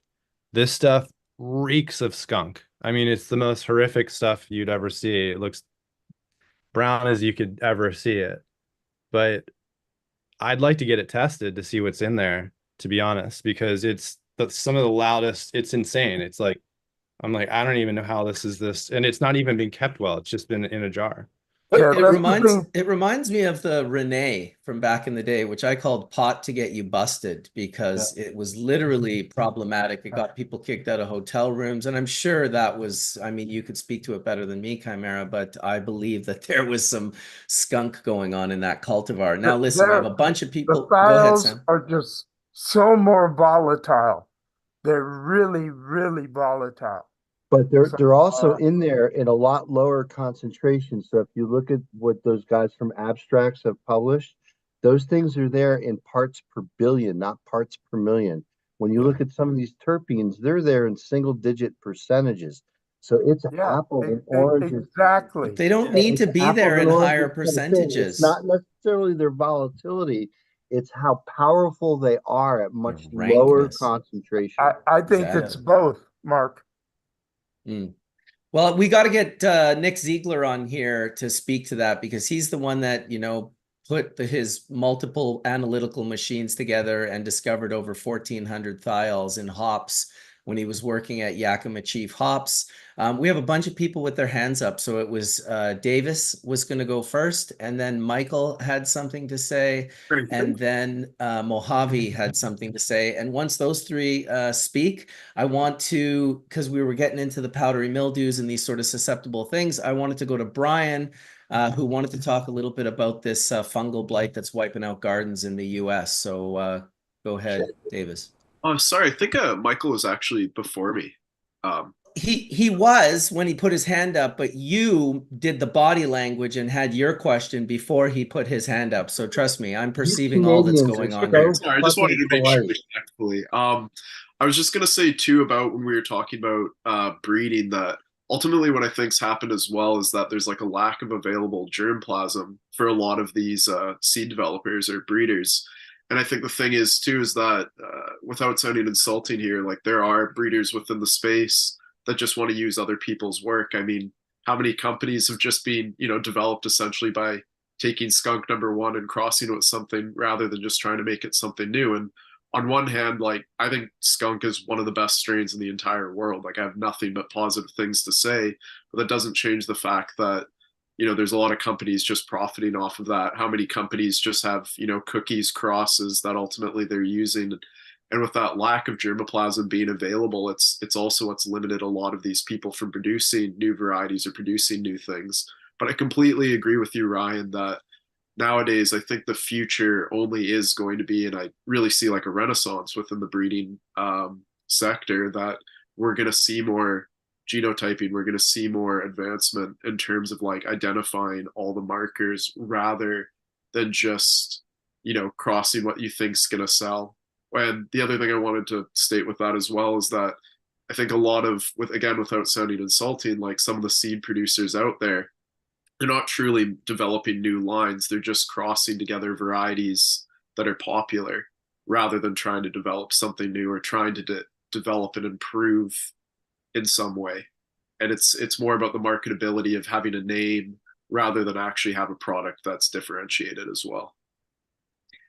Go ahead, Michael. Yeah, so just sort of interjecting, I'm not totally confusing things, but there was one other thing that came to mind that I wanted to share with y'all. This was a 16-page brochure that Park Davis created. I actually, when I located this, I was very excited. I brought it to the attention of Dr. Mikaria. For those who don't know who Dr. Todd Mikaria was, he was probably one of our frontline experts on medicinal cannabis overall in the medicinal cannabis movement.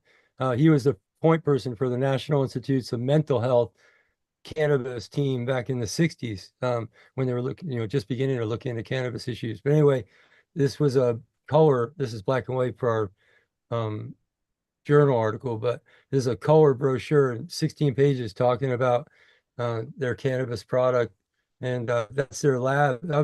That's a nice lab. That would be cool if we had a lab like that. Anyway, I just wanted to share that with Dr. Todd.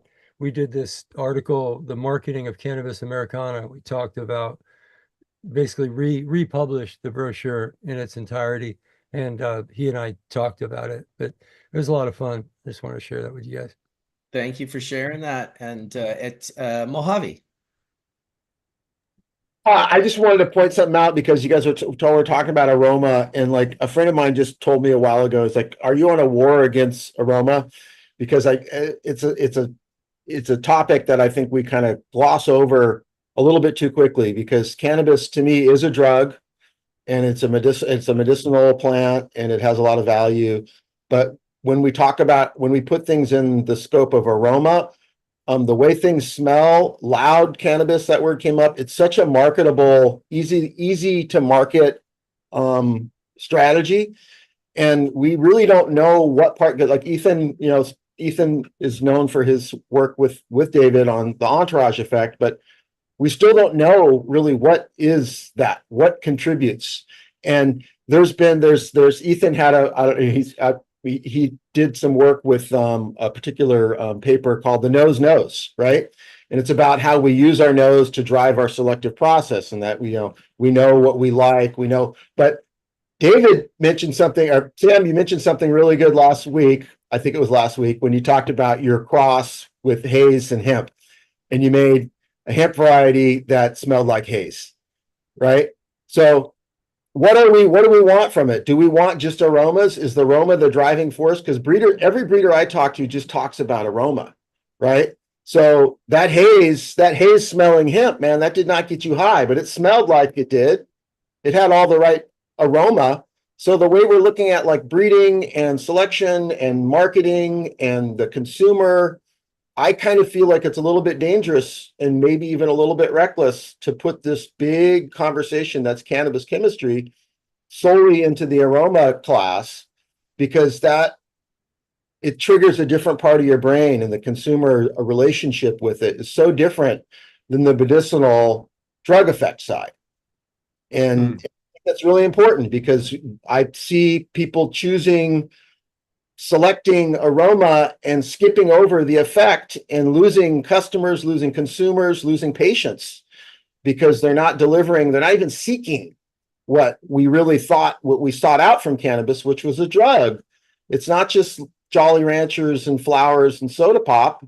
It's the drug behind those aromas, and how we connect those two, which is still like this big science styles. I mean, the indole discussion that Abstracts brought up to me is the most compelling thing I've heard in years in terms of entourage effect, is that there's a neurotransmitter precursors that are ubiquitous in all of cannabis that also have a really interesting baseline aroma. It's like, whoa, but it's not a pleasant aroma, or it's not the one that is the market lemon cherry gelato aroma. You know what I mean? Anyway, I think it's from a lack of information being accessible again, because ultimately there's what I've heard from friends of mine that own dispensaries, and a lot of friends of mine who are less familiar with the industry, is they'll say how someone mentioned to them, oh, well, this smells this way, so it's going to have that kind of effect, rather than having more of like an objective conversation about the complexes of all the compounds in it. And again, it's like, it's easier to have that be as part of an explanation than to say about the chemical diversity and all the different compounds that are in it. So it's just more simplistic. And I mean, there's truth to the idea that different terpenes will in turn, modulate the profile and effect to some extent. But I think what's happened is that that's become the dominant conversation. And it's easier for people who don't necessarily understand the chemistry of cannabis to use that as their like driving conversation or their marketing tool. And it's ultimately too, I think it's especially like we were talking about with younger people, they're less aware of like, diversity of effects, because again, they've just been led to this idea, oh, it smells this way, it's going to have a different effect, rather than the idea of the full diversity of the profile. And at the same time, I'm not trying to dismiss like terpenes. I'm just trying to say that I think it's just easier to communicate that to people. It's easier to have that type of understanding rather than to have the idea that it's a very complex plant. But it's lazy and a little bit dangerous is my point, is that like if we market, I mean, like, and this is a joke and I've said it before and it's just but if we marketed like opioids that way. Yeah, oh my God, yeah. No, I completely agree with you. Easy to, hey dude, these Vicodins are strawberry flavored Vicodins and these are the races want. Everyone's going to choose the strawberry ones, but that's really dangerous and it takes everyone on a different path. And it takes our brains and our relationships with products, because flavor and aroma are so primal and they're about safety and about security, where a drug thing is very esoteric and requires a deeper. So to me, it's not the consumer or the dispensary, it's kind of the breeders and the big brands that have to kind of get responsible. And like, not just about, it's an opportunity. To me, it's like, drugs are, selling drugs is the thing, right? So there's an opportunity with aligning with that type of strategy. It's just harder.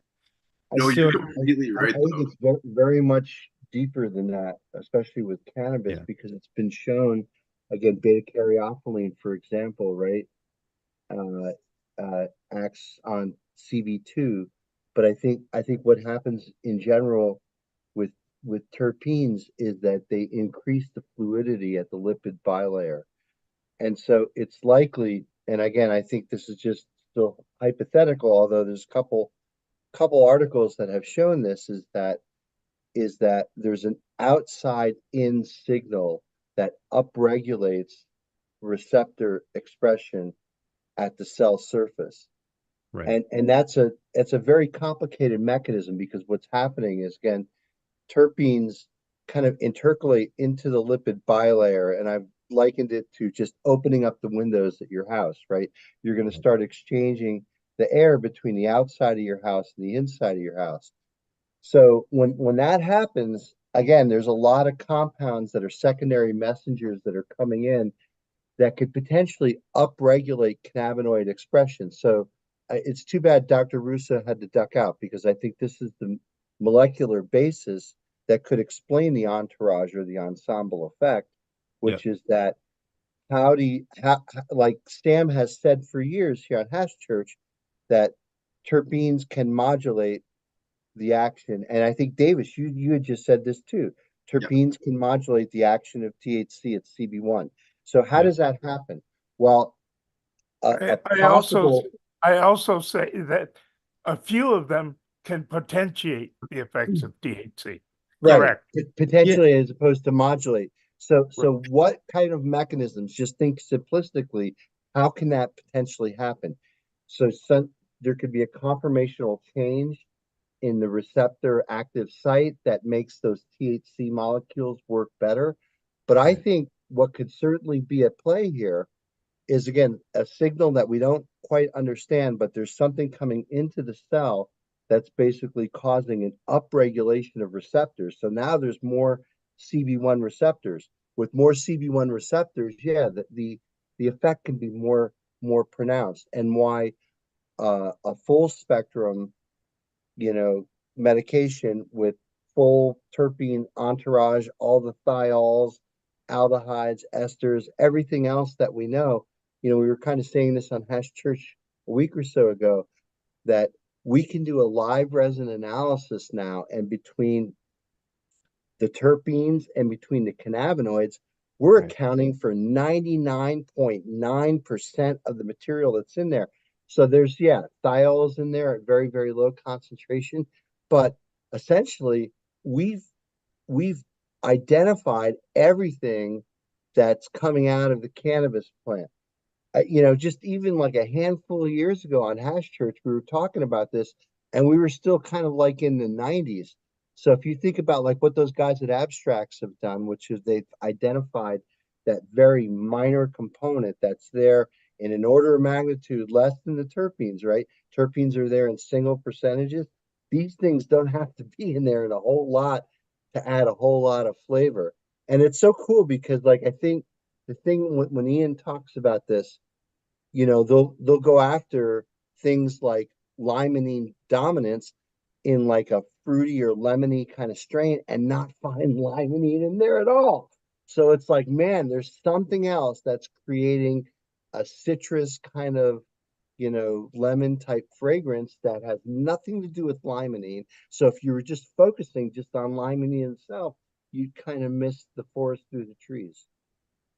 Yeah, you know, the one thing I was thinking about what you're saying, Mark, and it's almost like the ozone layer getting blown up for a second and then slowly repairing itself and the blood-brain barrier and those constituents going through.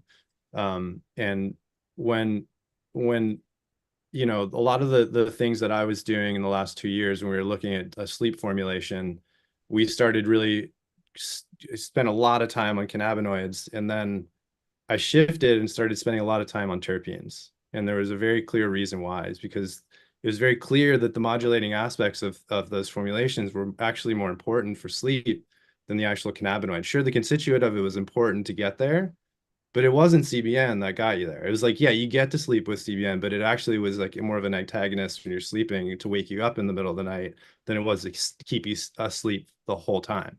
So I think what I learned was there's just a whole lot to learn in terms of the modulation aspect, and it truly keeps you on your toes. But we have a real problem with our industry is like making these formulations.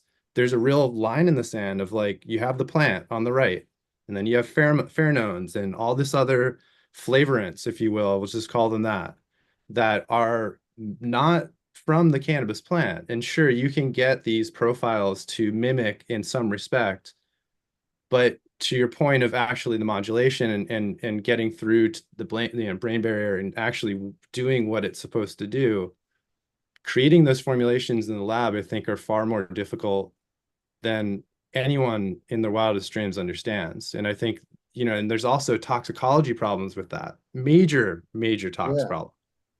So well, yeah, I'd love to, you know, again, we don't want to throw Ethan under the bus, but I think doesn't he work or advise the he does.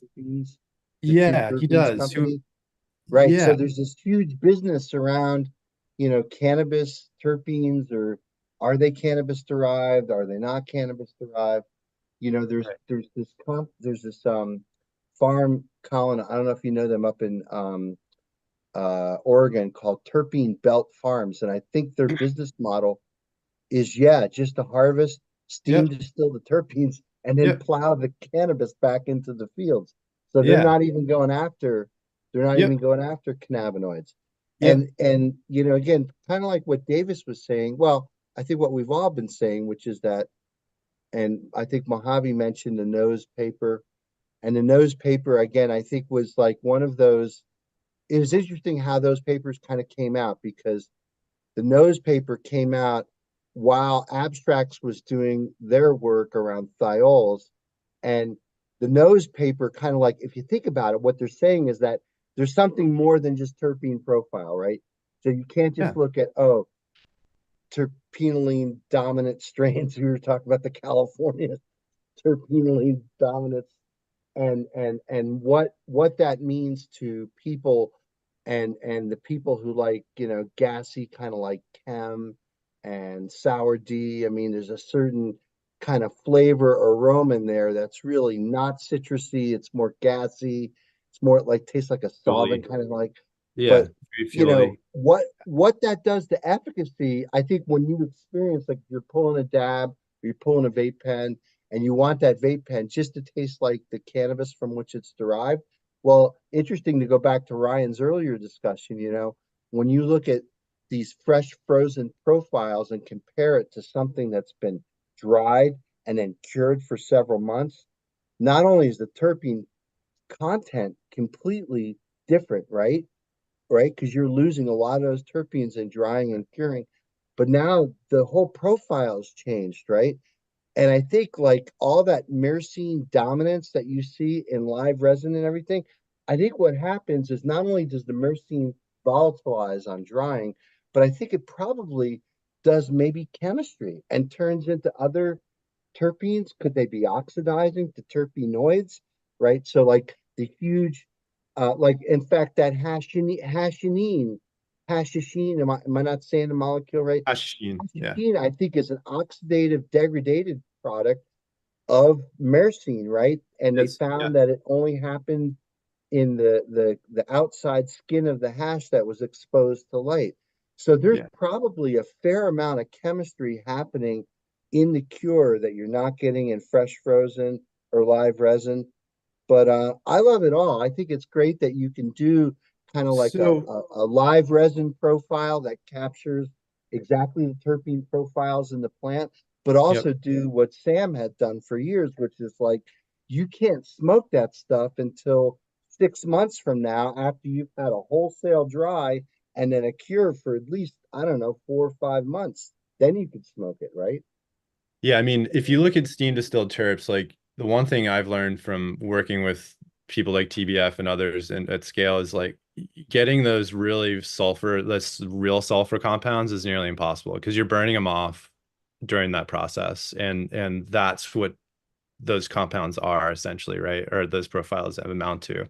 Well, The skunk maybe a is little really, bit is volatilizing, right? Maybe a little bit. yeah, maybe I a mean, little bit, but it's when you taste good Chem D or when you taste sour diesel, really you're probably getting a few ppb of those sulfur compounds, don't you think? 100, yeah. Yeah, but it's, I guess what I'm getting at is it's very difficult. But there's also a dichotomy here. Like someone goes into a store and someone said it, like maybe Marky said it, we have a problem with marketing. People are marketing these profiles as such, and an undiscerning consumer goes in for sour diesel and it's some lab concoction of resemblance of it, you know, that says sour diesel, but it's not, nothing came from the plant. So therefore it doesn't even resemble the profile, but they walk away saying, like, telling their friends this is sour diesel. So, and themselves, right? So I think that's also a problem within the actual you know, retail side of the industry and marketing aspect. It's like Yeah, it's have just you ever bought store-bought terps that taste any good? I've only made them, right, from fresh plants that we've grown and Right, but you've meticulously never bought like batched them. from a terpene vendor, No like one, no one has been able to produce anything close to the right, plant. ATN, right, So right. And there it's are, amazing because like all those flavorants are being used in vape pens today because Well, let's those are face it. food grade, right? What you're talking as opposed to properly extracted terps like Colin is talking about. yeah, Correct? guys, I can tell you, like, I've audited all these guys. I looked at all their SDS. I had a really great team around me of brilliant toxicologists. And what we found is that almost every single formulation has ridiculous amounts of things that, from a tox perspective, just shouldn't even be in there at all. And Remember, it's really concerning. I think it's really something, you know, these, you know, people go in for wellness and they come out with other things, right? And I think that's the other dichotomy we're in that I think about. And it's our job, it's literally our job to make great products to serve those patients, you know, because we are patients as well. We need the right medicine. Well, and Colin, Uh, I don't know if you saw the couple very interesting pieces of legislation this week. Uh, Yesterday, Gavin Newsom kind of threw down the gauntlet in California, Good. outlawing all synthetic intoxicating cannabinoids. But so a few months ago, there was a ruling that Rod Kite had kind of poked the DEA bear and got the DEA to basically say that THCO is Schedule 1, and also the THC, the Delta 8 and Delta 9, from which it's derived, is also Schedule 1. And then yesterday, or I think the day before, the Fourth Circuit Court just turned that over, and they basically said that THCO, which is the acetate of THCA, qualifies as hemp. And this is kind of like Yes. a step in the wrong direction because, man, it's kind of like it's basically giving these hemp folks now a leg up, saying that there's court precedent now that this is now hemp and it's all synthetic. The plant doesn't make this stuff at all. And this feeds that whole beast of, There's why big is money someone in going to hemp. go to ATN shop and buy a $40 vape pen But when they can listen, go down to the gas station and get a that $10 one, right? that hemp Yeah, is with like that, 5 that grams hemp in it too. industry, that hemp industry is making big money off of those little loopholes and don't think that they're not spending some of that money in Washington to make sure that they. Ryan, it's unbelievable. So the Colorado task force that was looking into this, and there's lawsuits, estimates that market just south of $60 billion, so greater than 50 billion. The combined cannabis markets in the US combined, they think, is only about 29 million. So this is like 2x greater than the cannabis markets. It's a much larger addressable market. They have no regulations, and they can sell on the internet over state lines. 2 clicks after saying that you're 21 years old, they're asking you for your credit card information. Yeah, I don't know how the US cannabis industry is going to compete. Well, they're spending, like, I know that they're spending big money with certain candidates too. So, you know, it's obviously, you don't want to hear it that you think that money's influencing judicial systems, but it's certainly influencing political systems. Well, you're absolutely right, because most big multi-state operators, including WANA, including a lot of other ones, are now making plays into this hemp space. So it's kind of like you can't beat them. Well, we're going to join them, and again try to take some of that market share away. So it is really a shit show down here. I mean, I don't know how the regulated market is going to survive this. I really don't. Go ahead, Davis. Yeah, it's incredibly home growing. Oh, Sam was just saying that the best way to fight it is to allow home growing, and I can't say I disagree with that. You know, a lot of these things happen because you've got one set of law for the federal regulations on hemp, and then you have a bunch of different island regulations that will apply to the different states. And yeah, man, like, I don't know. It's gonna change things for sure when the federal legalization happens. But you know, I also just want to say, as a Canadian and having done that, you know, regulating cannabis or legalizing cannabis effectively destroyed the seed market in Canada, right? It's just not possible. How so? What do you mean by that? Like, for the mostly for export, like, you know, at the same time the states has lightened up and considered cannabis seed as hemp seed, right? We now have like a high excise tax, and you actually have to get federal export license and import licenses. So it's really created a legal situation where we can't operate, whereas the opposite has happened in the United States, right? Like, well, that's going to change here in the United States. There's actually going to be a hemp bill. We've talked to people behind the scenes that's coming down the pike in October that is going to close the loopholes. Now, of course, what Dr. Scialdone was talking about, which is that courts setting around THCO, just kind of put a little thorn in that side, because of that legal precedence there is kind of upset the cart, because a bunch, pardon my language, the DA's got a hard on waiting for this to be changed so that they can come bash in skulls. They've been waiting for so long to come in and to get with people that loophole is going to close, and it will be bipartisan, and it's coming. And so we can act surprised, but I know people who have ramped up who are just getting rid of their stock now because the writing is on the wall. It's coming. And when right after that comes, then comes the hammer, and it's going to come down hard and heavy, and it's going to be ugly. Yeah. I was going to. The U.S. is in a renaissance right now. It's really crazy. There's a lot of drug use going on. And if you really, I mean, in the Farm Bill, hemp is a perfect example of that, how it's being pushed through so aggressively and with little resistance. But go to your local head shops and see what's on the shelf now. I mean, I ran head shops in LA 25 years ago. I managed a couple head shops, and there was things on the shelf. Now head shops are a drugstore. It's just insane. Nootropic is a new thing in head shops. Nootropic. It's a new way of selling psychedelics somewhat legally. There's a bunch of stimulants that they're selling. There's lots of kava. There's lots of kratom. There's lots of, it's about walls of it. And then walls of weed too, THCA flower and every different vape and every different, cannabinoid. Everything is all on the shelf at your local corner store. Some of it is a little bit fuzzy in terms of gray area. Some of it's fully legal because it's been tested in courts. But the far out part is it is on Main Street. And when I ran head shops in the late 90s, we couldn't even call it a bong. called a pipe. It was a tobacco store. It was Prohibition days. Now those head shops, which are everywhere now, there's way more head shops than ever, and they sell walls and walls of drugs.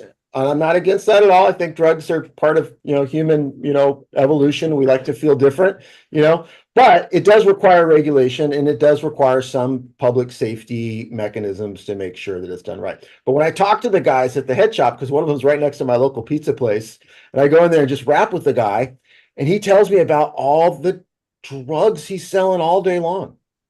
I mean, it's like, you can call it whatever you want, man, but it's drugs. And people aren't coming in for rolling papers and vapes. They're coming in for these weird, different combo drugs, Michael, which is far out, because it's like these compounded, things where it's kratom and some kind of other stimulant and some kind of other weird thing. And and they're selling it like hotcakes all day long. And this is in LA, when you still have dispensaries too. So you can get the legal weed, you can get the trapper weed, you can get the head shop weed, and you can get mushrooms at the church up in Oakland, and you can get DMT at the other place in Santa Cruz. And then at every thousands and thousands of head shops all over the state, you can buy all these other substances. Anyway, something's going on.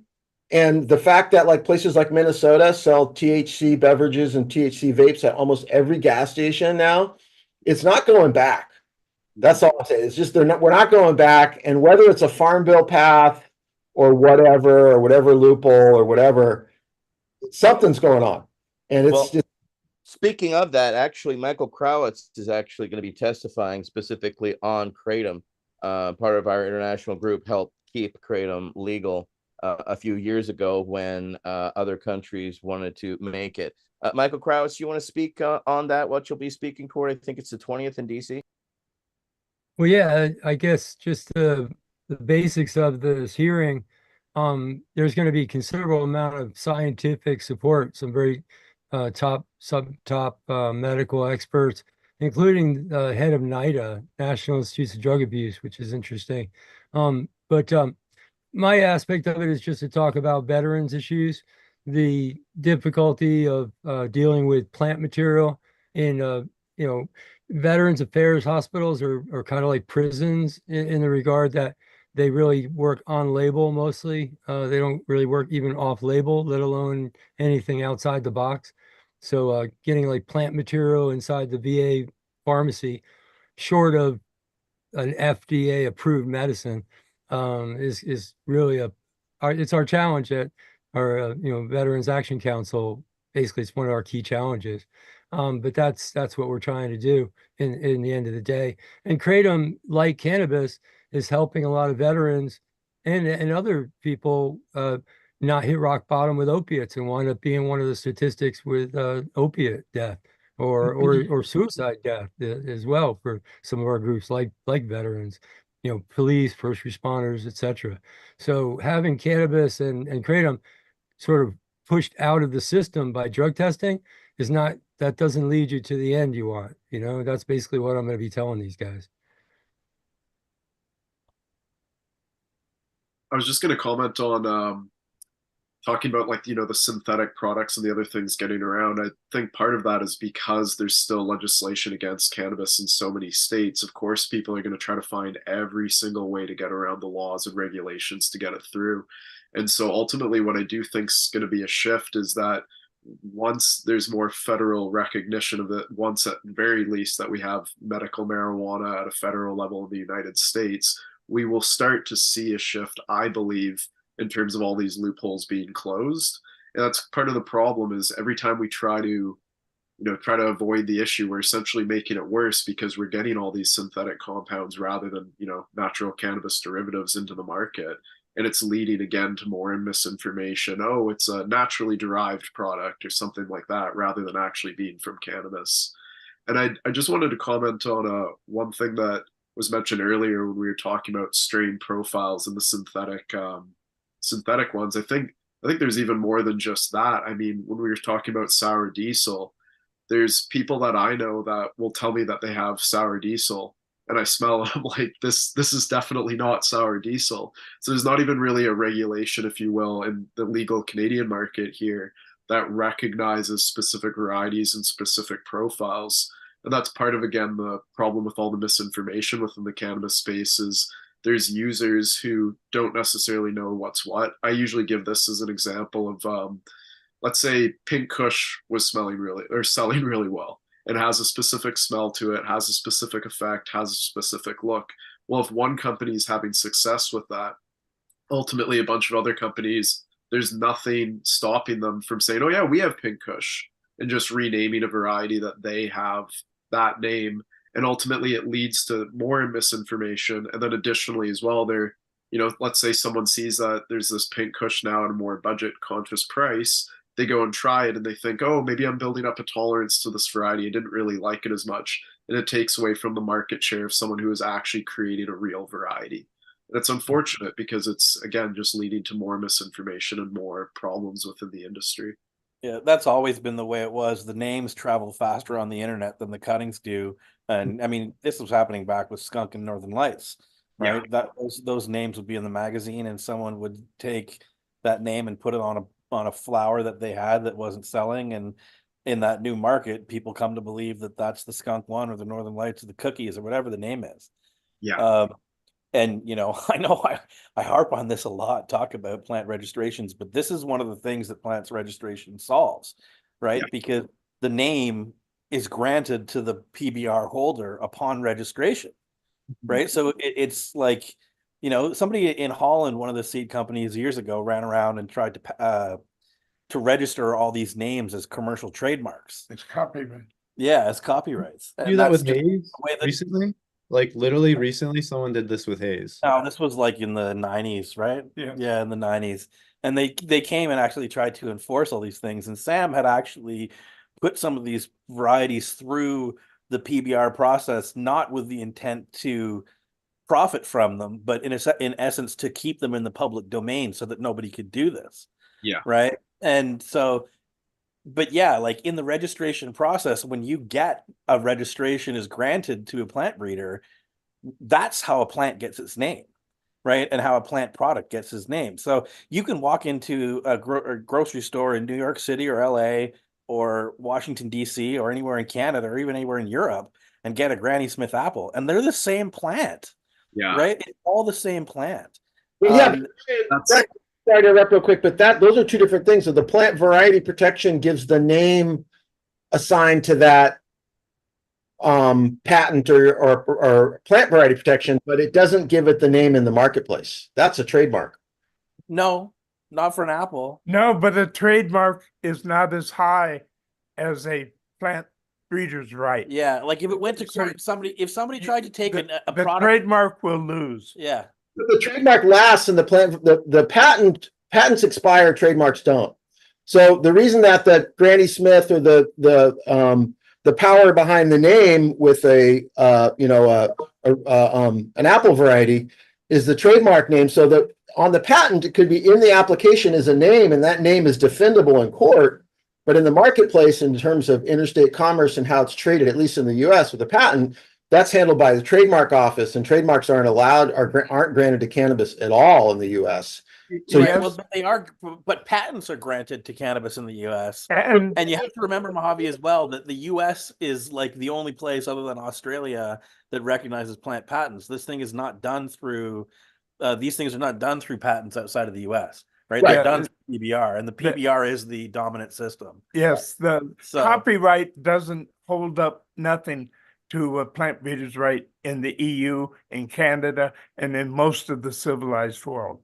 Yeah. You couldn't take a name of a PBR protected variety and try to apply it to a good. You'd lose in court. But my point is that in the U.S. right now, anybody can call any plant anything they want legally, and there's no protection against that whatsoever. Yeah, so I think to the speaker's point, I'm sorry, I forgot your name.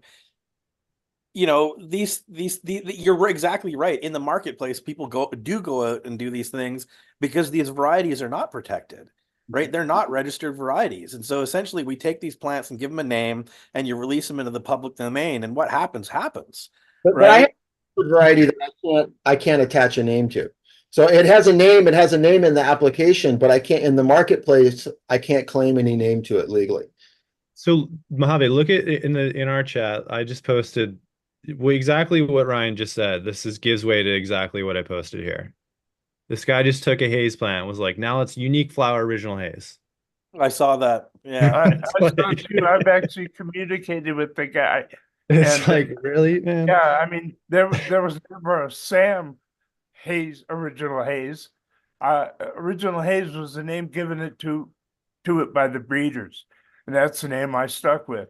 But there's a Neville's original haze. There's a greenhouse original haze, or haze, whatever. I don't think they use the word original. You got to remember too, a patent is granted, but that's not the final ruling on if you actually own that piece of intellectual property. It's kind of like a stake in the ground, right? It's like someone saying, hey, I own this thing. That there is an entire process for challenging patents, and essentially the court system that deals with just that. So although that guy has staked, something in the ground, yeah, and even like nobody concerted effort. has appealed it yet. Yeah. If I was to appeal it, I bet you I could knock it down. Yeah. But I have no interest in it. Let the stupid people do what stupid people do, and so far. Yeah, the important thing is that they become talking points and we use them for education, right? Yeah. Because totally. When we did those first patents with NAPRO, or the BHC group or whatever you want to call it, that everybody was pretty upset about that whole thing, but it really spurred people to start getting patents. And don't get me wrong, Mojave, like, being in the United States and having that plant patent certificate is actually a pretty impressive thing. Because it typically, even in PBR countries, chemical profile is not enough to register a variety as different. Yeah. It's done on morphological traits. So it really allows, that patent system in the United States it kind of fits the niche of what cannabis is, right? Because you can find these new plants that are chemically unique. UPOV plant breeders' rights has not grown up to the real world of the importance of terpenes and things like that. They will, it will happen. And I just wanted to mention too that I got my first UPOV plant breeders' rights in '97. I had applied maybe a year or two earlier, but in '97 they were granted, and I was the first one in the world to get a drug variety with plant breeders' rights.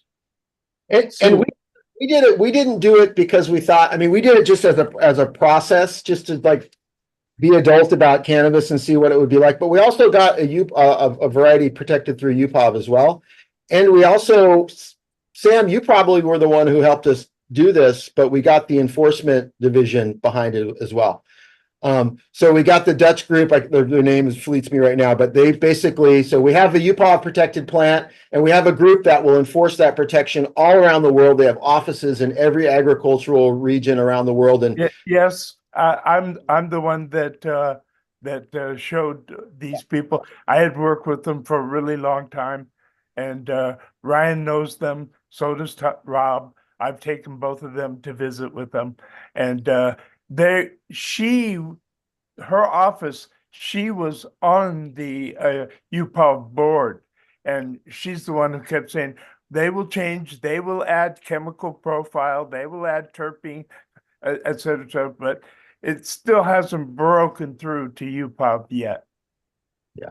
Whereas in patents, it is. All it takes is someone with the money to apply to essentially do the process to have them change the system, right?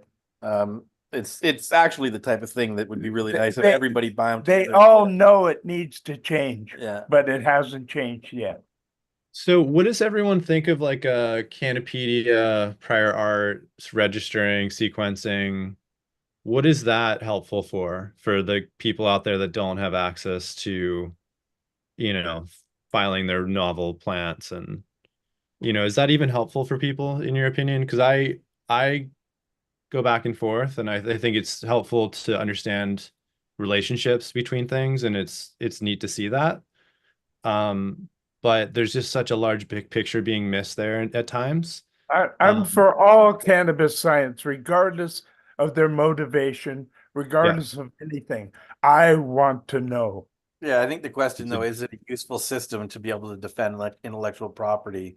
Yeah. And I think other than being able to say I have a timestamp on this thing with this genetic at this point in time is helpful, but even that doesn't tell the whole story, right? Like that doesn't prove development and it doesn't prove ownership. Yep. And I think it's something that happens in the cannabis industry a lot. Yes.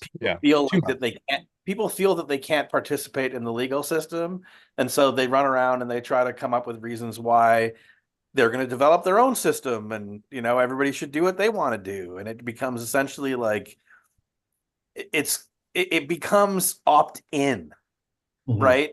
And an opt-in system when it comes to enforcement is fucking useless. Excuse my language. Does not work. It's totally useless, No. right? And that's why having like Mojave said, when you get the registration and then you sign a contract with a company that takes on responsibility of enforcement. But like a patent, patents can cost a bloody fortune to defend if you get a lot of opposition.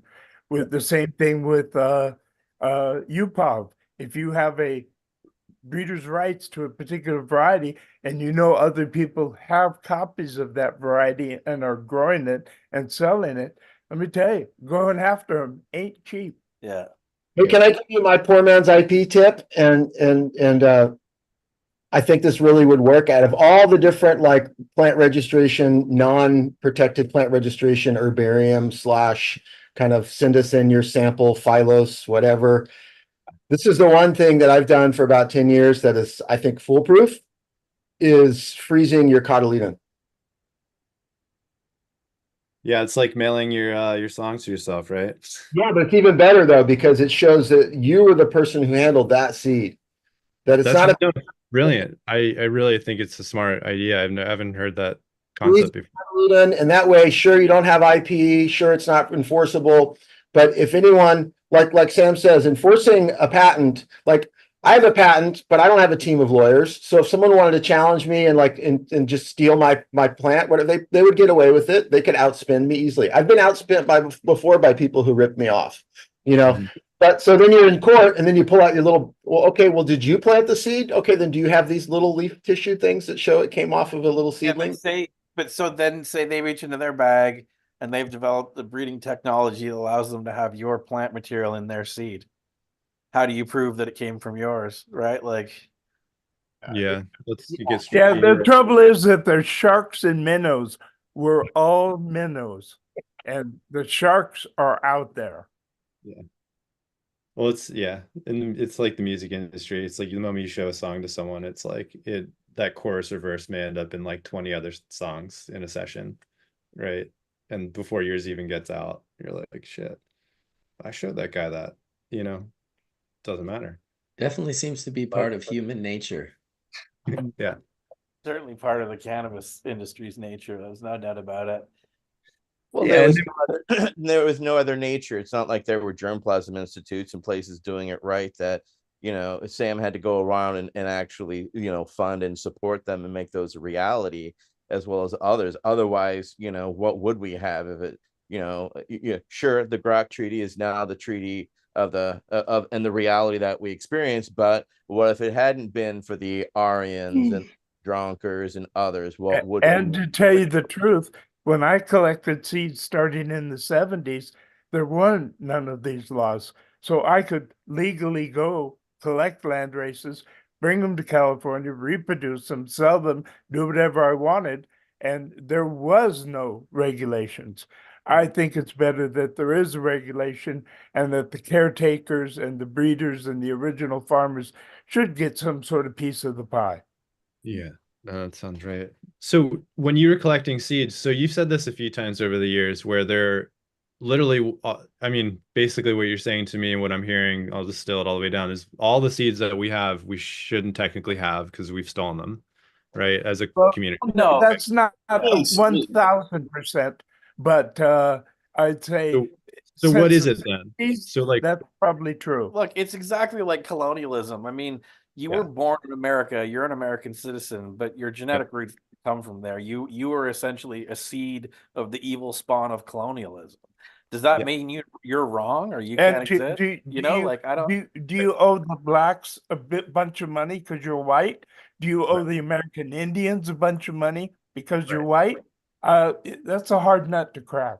Here's an interesting thing is that in a lot of the cannabis, so I think more cannabis germplasm came from export than from people sourcing it from location.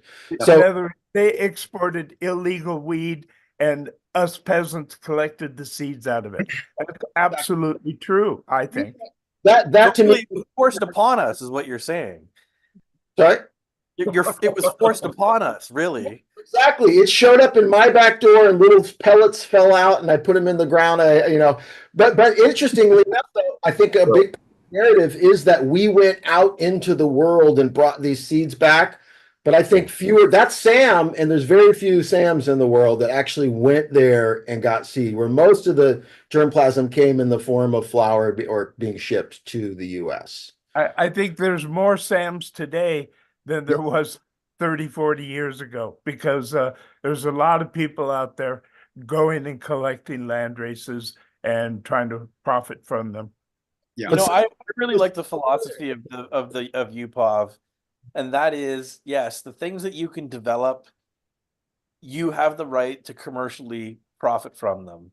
But if you use the UPOV system and you do get a registration, for example, you have to make that variety available for home use. You have to make it available for other breeders, right? They can't just knock it off and sell the same thing that you created, but they can use it in the development of future plant varieties. And the reason is that plant genetic resources are or should be available to all of humanity, right? Yeah. Like plant genetic resources themselves should not be owned by a corporation or an individual, right? So yeah, you can benefit for a period of time from the developments that you make from those resources. In some countries, you have to give the original breeder of a variety that is used to create subsequent varieties.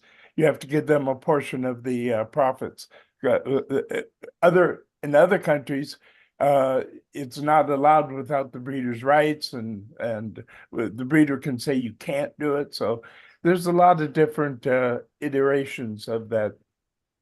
Yeah, and that's one of the real differences about the patent, is that when you actually have the patent, you don't have to make those plants available to other people. They are the corporate property of whatever entity registered them or holds the patent.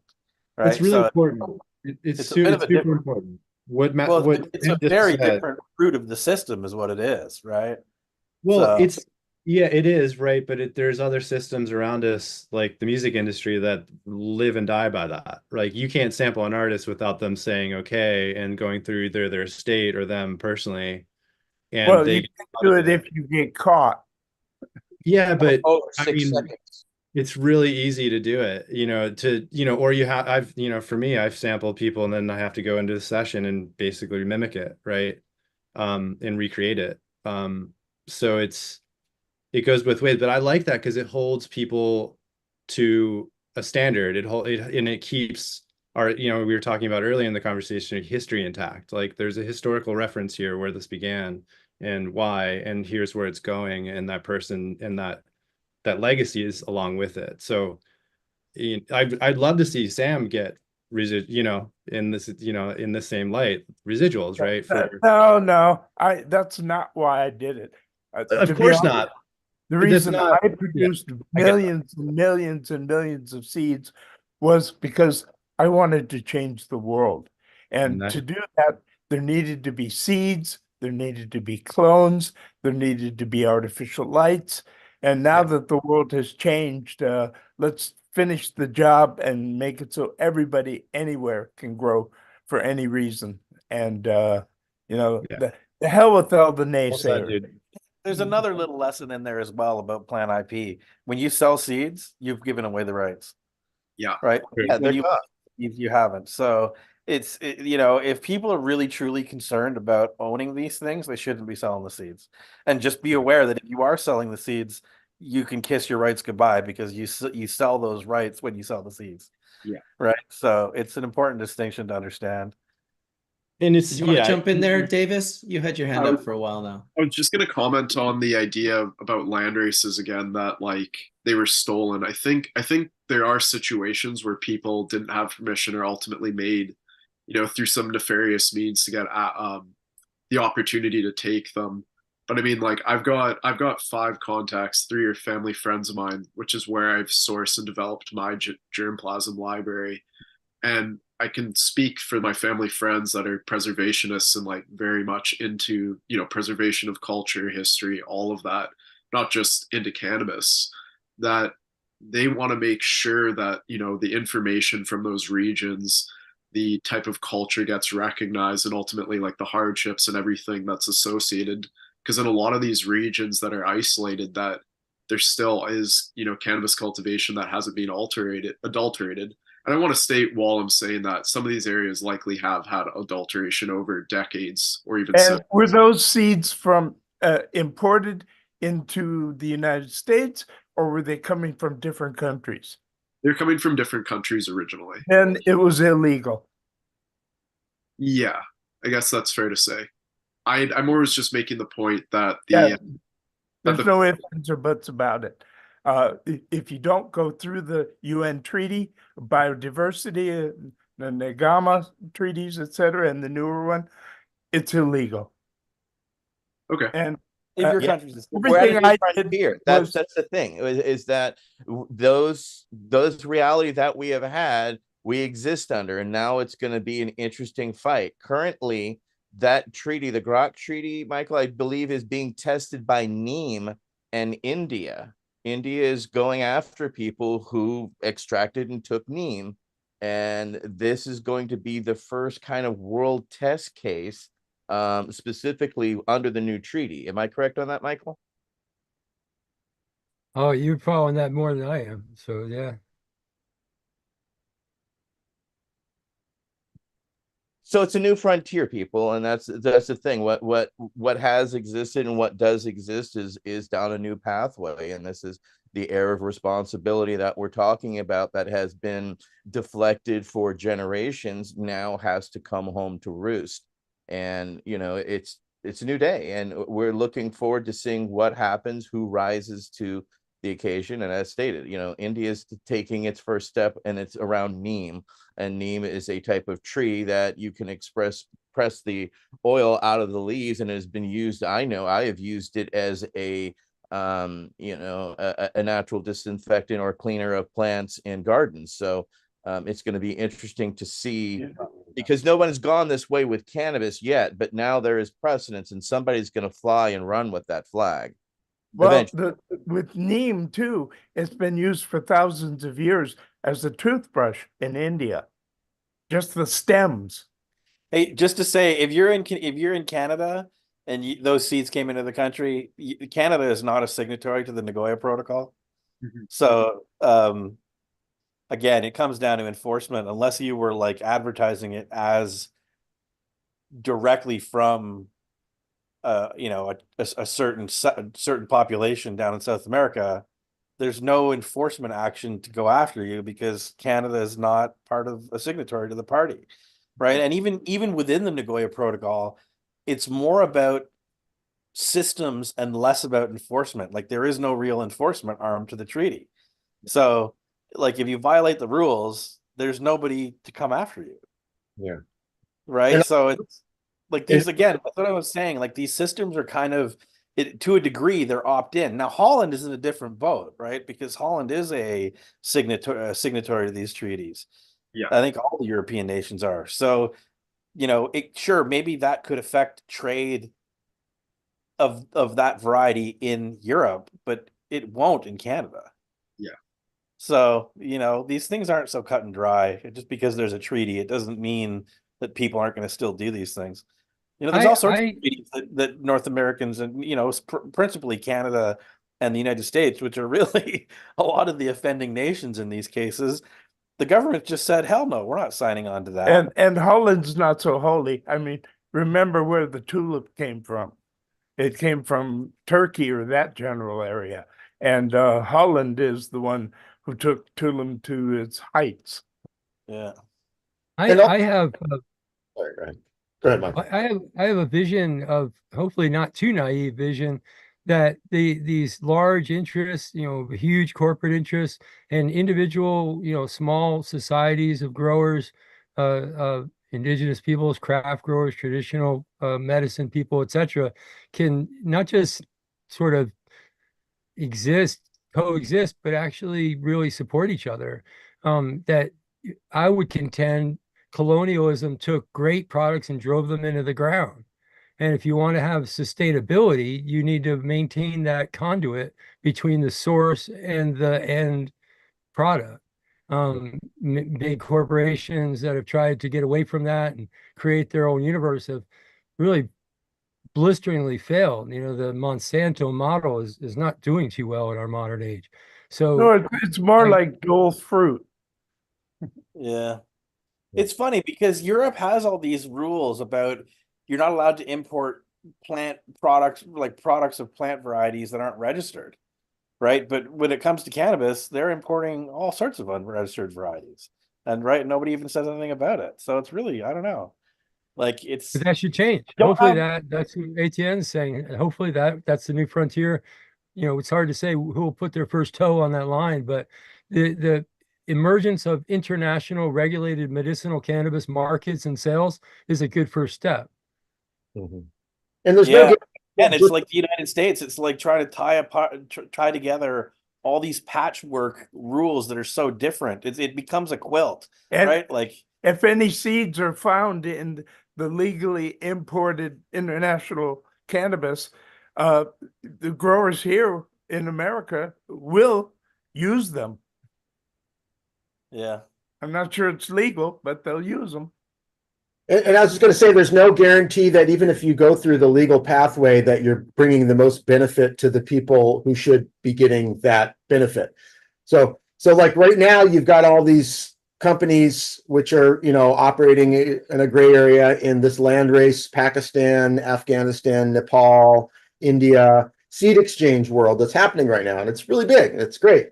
And some of them are working with local people to, share the profit and to help tell the story. And, it's kind of a social equity play enrolled in there. But so is that better, to do it on the grassroots level, working with the tribe in the Amazon directly versus working through all the proper channels? It gets filtered out. And I think that's a challenge. And I'm just bringing that up because some of the people that are doing this, I feel, are ethical, and they're going there. They're going like, look, I'm going to go to Nepal. I'm going to source seeds. I'm going to sell them in the US. I'm going to share profit with the people in Nepal. I'm going to tell their story. I'm going to, but they're doing it. They're totally violating the Plant Protection Act, right? So it's like which rules are we obeying? Okay, so we go by the ethical rules of what we decide is right for the original peoples, and we totally ignore the cosmic brother law. Yeah, we totally ignore the rules of the government, that puts these laws in place for like protection of the industry, protecting the industry. I was saying this like in 2017 in Canada, we were importing stuff into the Canadian system, and everything that we brought in had to go through phytosanitary.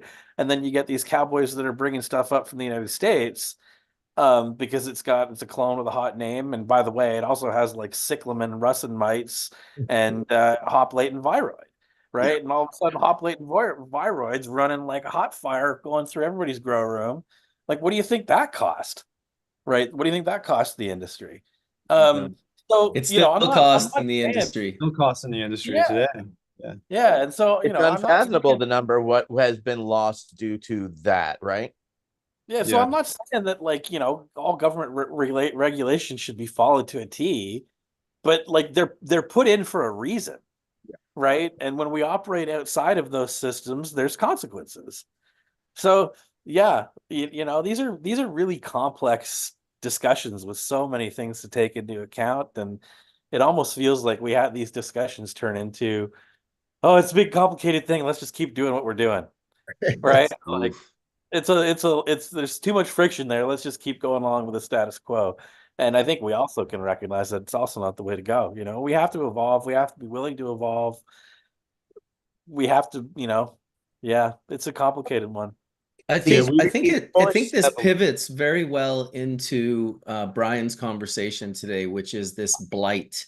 And it kind of talks to the other side of breeding, right? When you're putting plants together, like maybe make a point on getting rid of some of these things that are susceptible to viroids and diseases and all of these things. So Bryan, ever so patient, my friend. You are definitely patient. 3 hours and 12 minutes, but you're up. I'm thankful. There's so much information at hand. I'm taking notes over here and just listening, kind of trying to saturate. And, it's really a lot. And it all so much applies to like what we all do and definitely what I'm doing here on the field in Maine, inside and out. And follows along well with the other episodes, kind of chaining into this one here too, a good rhythm. But I was even taking some notes of my own, just kind of mentioning for here in Maine, like with my breeding outside, I've been breeding outside for years now and kind of sticking it to that realm. So in Maine, in typical fashion, I've usually paid attention to like smell up front when I'm breeding for the terp showing early. So I'll go for what I call 2-week terps, but I've also followed it with like a taste to effect. And I'd look at the look thereafter even, and just more go for smell up front, really good taste into the effect, and then leading into other, areas too. But for outside, why I breed outside is because of the health and resistance factor. And I'm looking for overall health in the past years. This year, and then I'd say for, I guess, about the past 4 years, we've had this septoria challenge is what I've heard it's called. I know Colin has ideas or some information, and I can kind of report from the field. So I'm seeing results as far as like types that will make it, types that definitely aren't. And I have a list going. I definitely have a library happening. I'm seeing about a 10% carry. So from like my clones in the library, a 10% hold on what makes it, and continued resistance year to year as well. But I'm definitely seeing a lot of damage, and I'm seeing some new types that are showing faces. I'm even, for the defense, I've seen some stuff kick into defense later on now, like as it switches to fungal in the root zone from the vegetative, and it seems to carry on a health fight or resistance. But I'm learning a lot about, I don't know much about it, but I'm learning from the field about septoria, at least here in Maine. I'm hearing it's hitting other areas like, New York, Michigan. I think it's not been talked about yet enough and much. So it's kind of elephant in the room. And this stuff's a wipeout, quicker damage than I've seen anything. I've seen different forms of it. I'm talking to like not scientists, but soil pros here. And we're just discussing it. There's chats going on today locally even. And it's pulling off a good enough product at the end. It's definitely affecting yield. The hash is coming out still really good, even through some of the like strip it off, get it right down to bare. The flower seems to be kind of, for some reason, into the portion, into flowering, it seems to fade or not have as much of a hold, but it wants to kill the plant leaf off and live again. And I've definitely seen it this year go for like a drive down to the soil to a systemic carry, which seems to behave like a mycorrhizal or a form of fungal that follows rooting in the rhizosphere. So I think this is where it would maybe open up to some conversation. I have heard that trichoderma is being applied to several forms out of some people in New York, actually. And I haven't dug into it, but I mean, it makes sense to me, but I want to kind of open it up to see what people think. In my opinion, it's kind of looking for perhaps like a fighter or an isolated strain or strains of fungal that are still beneficial or non-harming to the plant that would actually perhaps be able to inoculate into the compost, inoculate around. But just to share it from the field reporting back, I'm definitely walking the woods, and I see this stuff changing our landscape. It's taking trees down in the woods, certain type, like quick growing alder poplar. There's maples or oaks affected, and it's changing the landscape. And I just haven't heard that much about this getting opened up yet. So would hope to open it up to some people here for knowledge or information sharing, So yeah, So on the East Coast, I've noticed it on native plants all over the place, and I never saw that. You and I both grew up on the East Coast, and we've been Scary. growing cannabis for close to 30 years out here now. Yes, sir. And it's yeah, septoria has been a big issue. That is just devastated New York hemp farmers, and I think a lot of the people that I've spoken to at scale were hemp farming first and transitioned into drug cultivars and then planting in those same fields season after season, and not taking the right precautions to amend their soils and create a healthy soil network for themselves. So it's been devastating on the East Coast, but it's the biggest reason why New York's market has so much terrible herb is because the soil that these individuals are growing in, not everyone, but a lot of them are contaminated. So they have these viroids and they're not testing or fielding for them. And that's where I do think So like is it genomics does come through and the help you plant get better insight. is the plant uptaking this via the soil, and that's how it's becoming infected? Well, I calling me no more, but I heard at first the theory being is that it's a splashback from the top surface.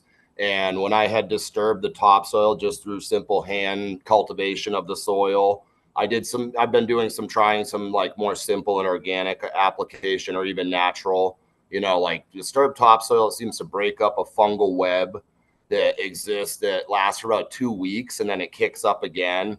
Fresh, good fungal rich compost on top fights too. But I mean, at this point, year 4, we're throwing several different types of compost from professionals, our own that's beautiful, and different natural sulfurs being applied several times. There's other oil to a pH balanced citric application for spray that doesn't seem to touch it. Kelp doesn't seem to do much. So I don't know if this is answering any of your question, but it's back to this.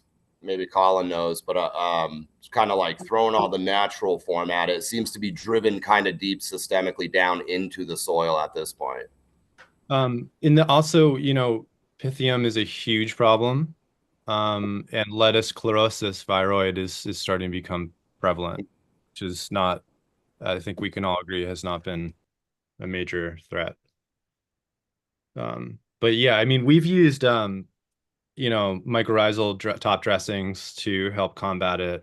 We seem to think that disrupting the soil to like you said, to not allow that network to develop has really helped. But honestly, we just call the plants like immediately when we see it. And then we start soil testing, send that to New England testing labs, look at what's going on. What does it visually look like? So if somebody is watching, do you have a visual representation about what this looks like potentially? I don't have one right offhand to show. I'll try to get some together, Yeah, but it's got brown spots. Yes, it looks like rust, right? Sam knows what it's. Is it on the leaf or on the stem, or is it It's on the leaves that I remember. On new or old leaves, or old leaves not on new leaves?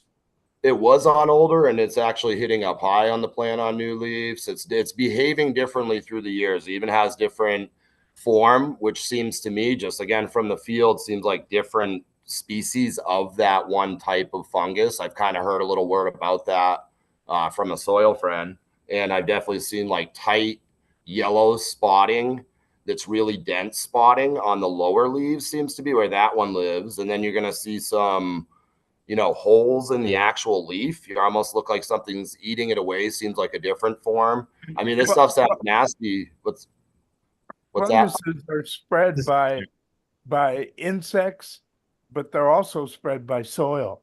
So if you're moving clones around, or if you're moving, the problem is it's wiping out trees in nature. I've got 78 plus acres, and I'm walking the back 40 down for miles back here, driving by where my parents live in the hills. I'm hearing from friends in Midwest, different states, and not denying that it does carry to soil. But one of the things I pride myself in is some of the most beautiful living soil. My compost is so rich that it's actually the newer compost is growing blight-free, squash plants that don't seem to get hit in the pure compost, and they're thriving. But I'm also kind of like, what chance do they have? As soon as they take a little bit of a yellow off, they go to this quickly. And the trees out in nature, literally some of them I've seen last year, even some 20-foot trees that are younger falling right at they're gone, you know? So it seems to be really, even if I could isolate here, change over soil, I've tried different strains in different parts of the farm, of the yard, on about a 10, 12 acre clean out here in the middle. And I'm seeing it still pop different areas, but I'm also seeing the resistant type or two or a few that do the best. My gas mask. I'm afraid I can't quite remember as well as I used to, but is trichoderma valuable to fight this? That's what I've heard. I haven't applied it yet. I kind of That's what I've used in the past. Wonderful to hear that. That's what's coming in the mail. There's 3 different strains that are being toyed with out of New York, and I'll connect with you on that call in a bit after too and talk about it. That's probably nearby with you. Yeah, man. It makes sense. So yeah, it's a big problem. We saw it even indoors, to be honest. And we had to do a lot of soul searching in the facility to figure out what was going on. And we you know, for whatever reason, because the facility was near the coast, the water had this weird film even when it was run through our, it was just the weirdest thing we've ever seen. I haven't seen it inside here. It hasn't carried over for myself or friends in the area. But. Yeah, we nipped it in the bud, but you know, there's also, you know, a little bit of you know, good old Clorox bleach in the res to, you know, to kill anything at the right rates. What does this do to the roots? So what does this? Makes it brown. So the plant could be completely healthy, and then there's like a huge branch that's just like dead. You're like, huh, that's the weirdest thing. Why is that whole branch just dying?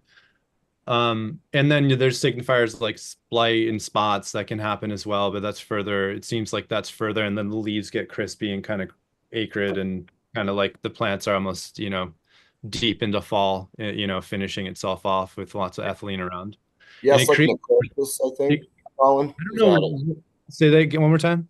Is that a leaf necrosis, would it be called? It does like a die-off, like you just said. Yeah, it like creates, it feels like the plant wants to produce ethylene, and it just like signifies it all to do it. And then it affects the other, if you have like other plants in the room, it starts to affect them because of the ethylene levels. And it's really fascinating seeing it happen. But you know, we found, again, it's just like you have to be really diligent about cleaning everything. Yeah. You got to be really tight on everything, and just make sure you're double backing on all your SOPs and cleaning. And yeah, I could share a little info from the field on that note, which seems to help out. Actually, is like we're using local hay mulch and a thick cover local hay mulch on the bottom that's kept with a fresh changeover.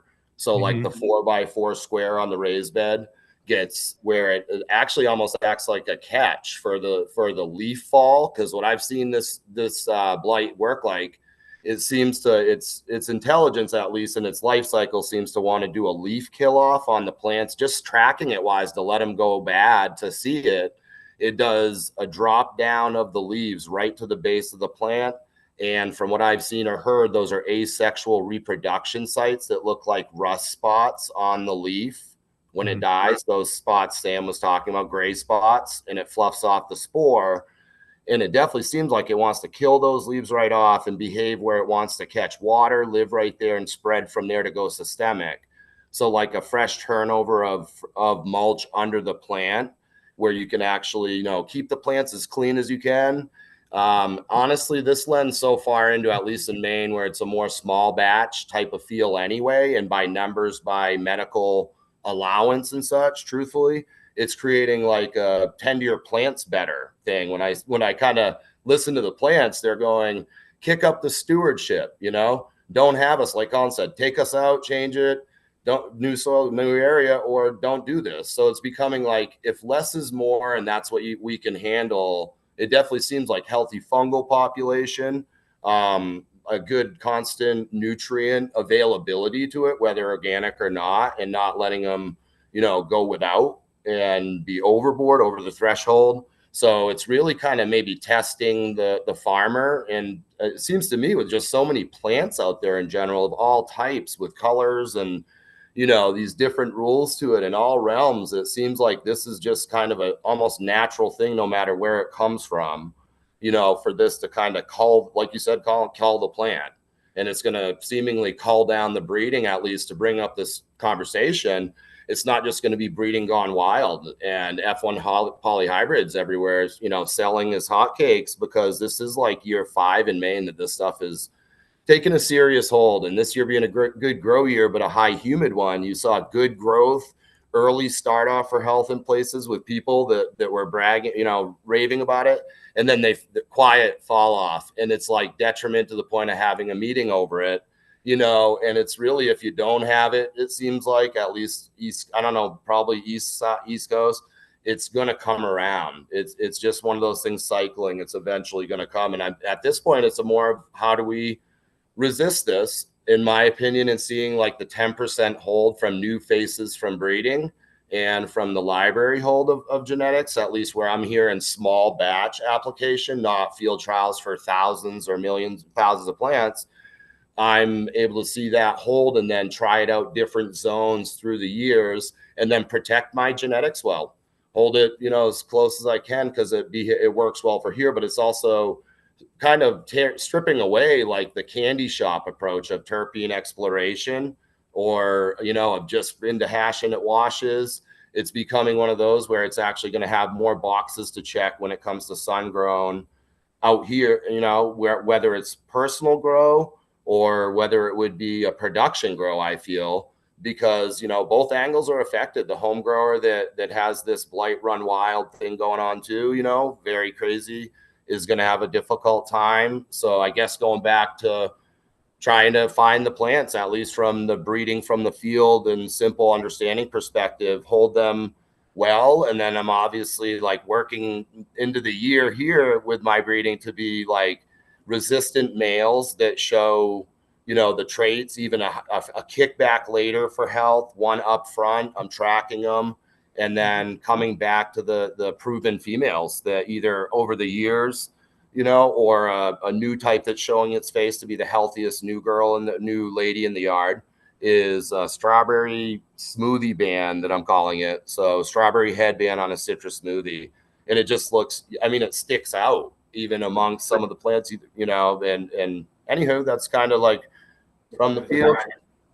So somebody, Alex Hardy. Sorry, I just wanted to mention one thing, Etienne, that Wade had his hand up, but he has turned his camera off now. So, okay, awesome. Yeah, I don't know if he's there now, but when he comes back and turns his camera on, we'll give him the floor. There he is. Oh, wonderful. Yeah, I had to take a leak. What to do, huh? I gotta jump in here and rant for a minute. I'm loving this conversation, but I keep thinking about what Mojave brought up about flavor, and how he was really pointing to what I think is kind of a central problem in the whole cannabis space, where the various operators try and provide product, ethical operators try and provide product that the consumer wants, because the consumer has been educated, if you will, to call out for this specific version of cannabis. And as a patient, I got to keep coming back to that. As a patient, historically, we followed flavor and smell and morphology as a guide to the chemistry that we were seeking. And now we have analytical chemistry, and that's a wonderful gift to our search. But part of what I wanted to rant about is we also talked about hemp and some of the consequences of, shall we say, unskillful legislation that has happened in the United States around the cannabis plant. And on the one hand, hemp has had the effect of normalizing cannabis all across the country. People are used to it now, and that is a good thing. The other side of it, and to me the biggest problem, again, as a patient and as a consumer, there's no protections for consumers. And I guess part of what I'm trying to do here is I'm asking you, all of you on this panel, and anyone who's listening to this recording, to recognize that if you view yourself as an ethical operator, it's important to create product that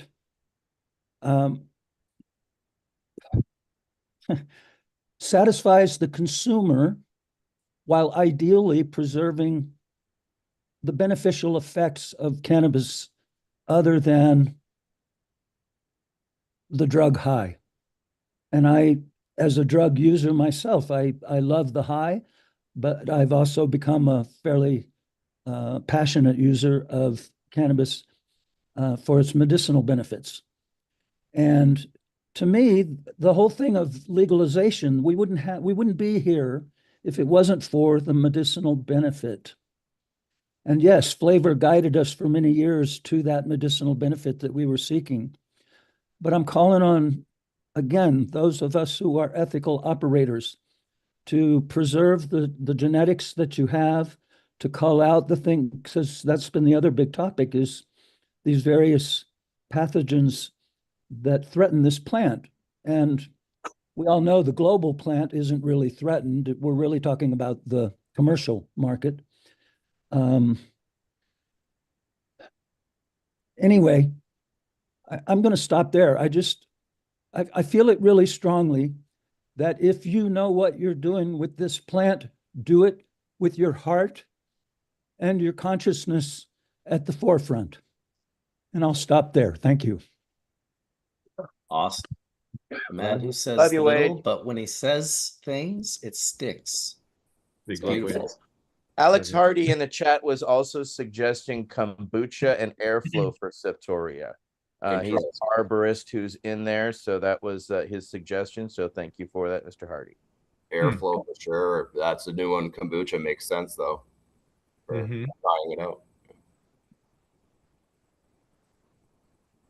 Like Yeah, I had a gentleman reach out to me recently from Estonia, and he had a couple of interesting things to share.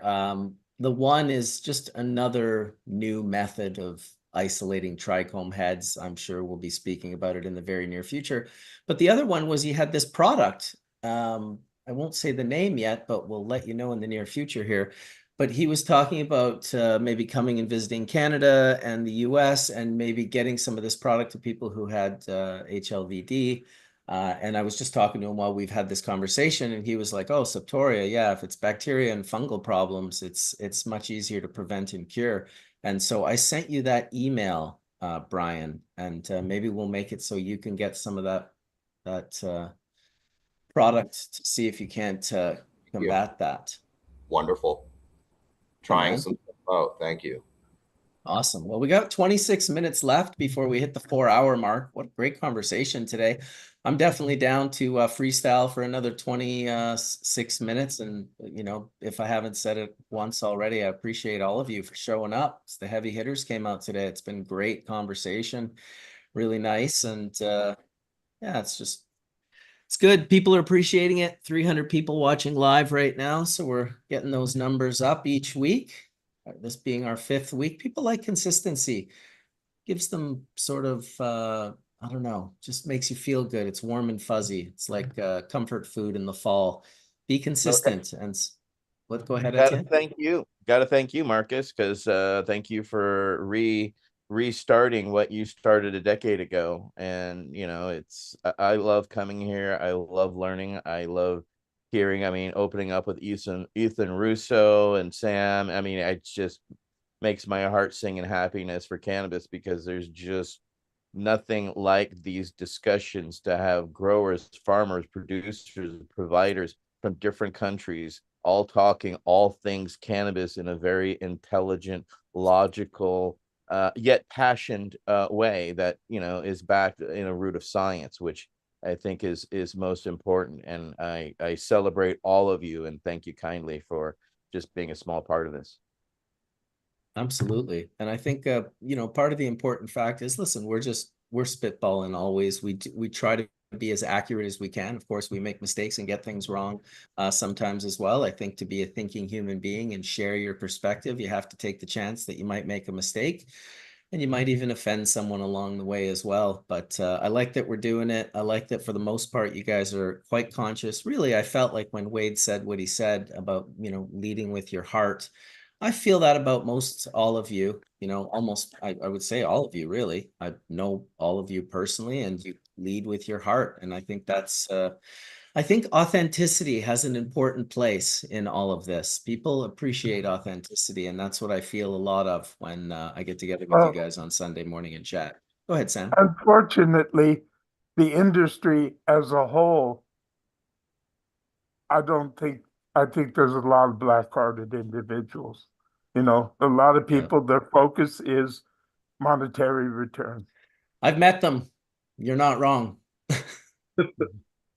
They're everywhere, but that's why being patients and providers has been important for all of us, because we're able to share our experiences with others, and this gives us an area and a way to do so. You're a provider, you provide, Bubble Man, to Canadian providers, and we have various scientists on here who are actively doing in the science that has been definitely neglected for decades on end.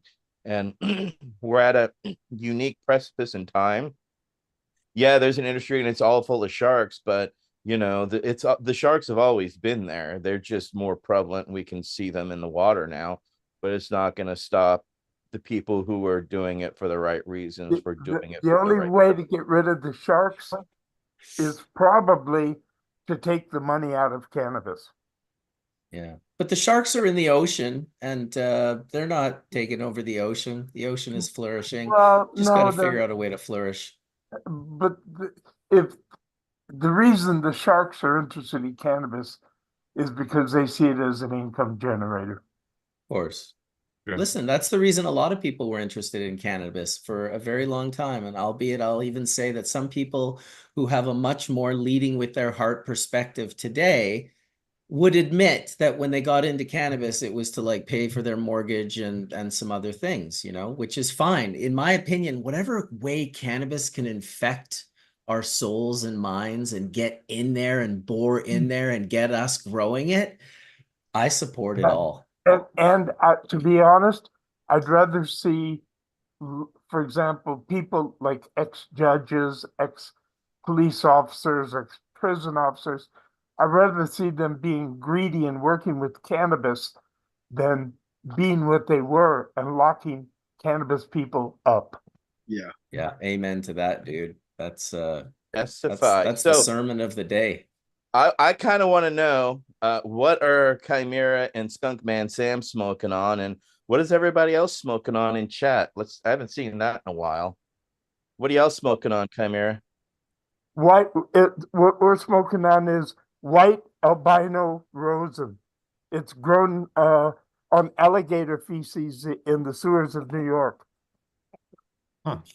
It's actually a pretty nice little rosin. I actually went down and meet someone at a coffee shop today, so I had a joint of the grin spoon, or what it used to be called, the quays, the one I'm talking about, with all the calyxes and not real bud structure.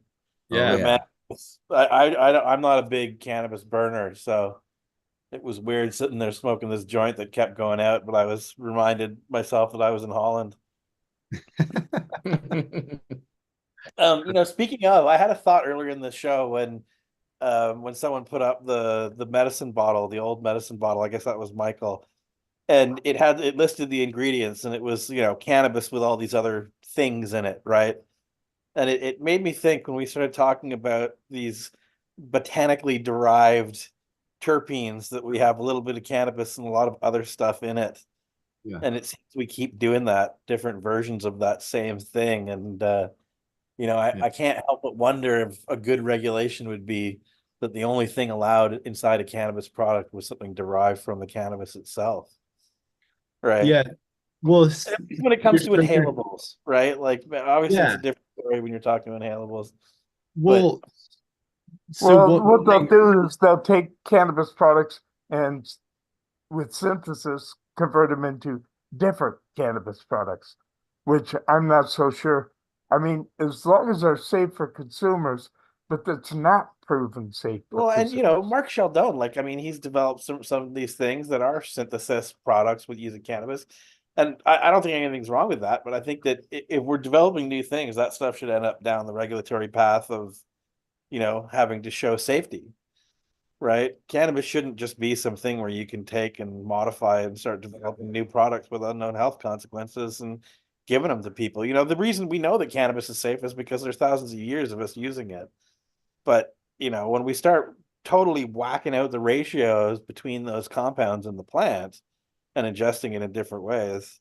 In new forms. Yeah. So does pure dry sift and bubble hash maybe not fit into that category, Ryan? I guess really, I mean, that's the highest percentage of volatile organic compounds we've ever inhaled have been in the last 25 to 30 years. So I was gonna. And rosin, well, again, the way I see it with a natural product is how are you going to stop people from doing it? How are you going to remove that right of them to use the plant as they will, right? And that's why I kind of, like I was going down that road when we talked about it earlier. I'm right into like plants that are 15% THC, because maybe when you make them into a hash, they have a different ratio of the terpenoids to, say you take a high terp line, like say we're talking about that 6% terpene line that we developed, right? You've got essentially twice as much or more terpenoids in a ratio to cannabinoids. And so when you concentrate that down naturally, you have a different ratio, right?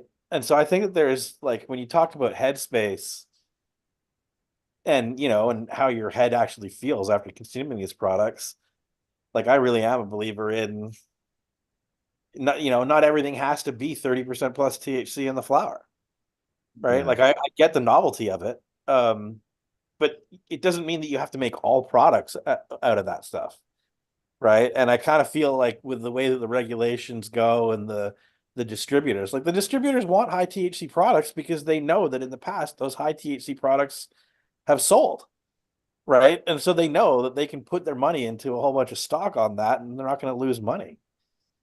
It's also, it's, you got to, I think we also got to recognize, I mean, maybe this isn't the same in the States, but definitely in Canada, the flower market is kind of going away and more people are moving to pre-rolls, right? And so when you're in a pre-roll environment, those consumers aren't interacting with the flower in the same way that we do. Right. And so is that a generational thing? Maybe change, maybe. It might right? take But a dry hit off of it. Yeah, but it's not the same as No, like it's rolling it, smelling exactly.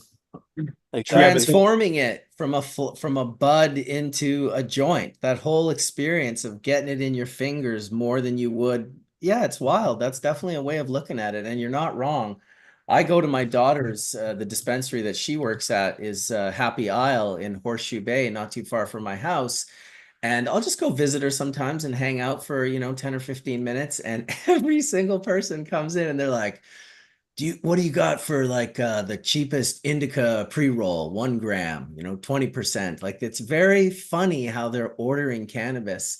And obviously this is what we fought for, right? You just want it to make it available.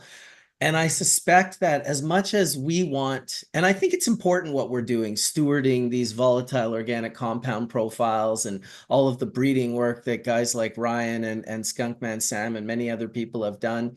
These are super important factors. We're preserving different aspects, but that'll never change the fact that 85% or more of the industry gives like 0 fucks about any of it.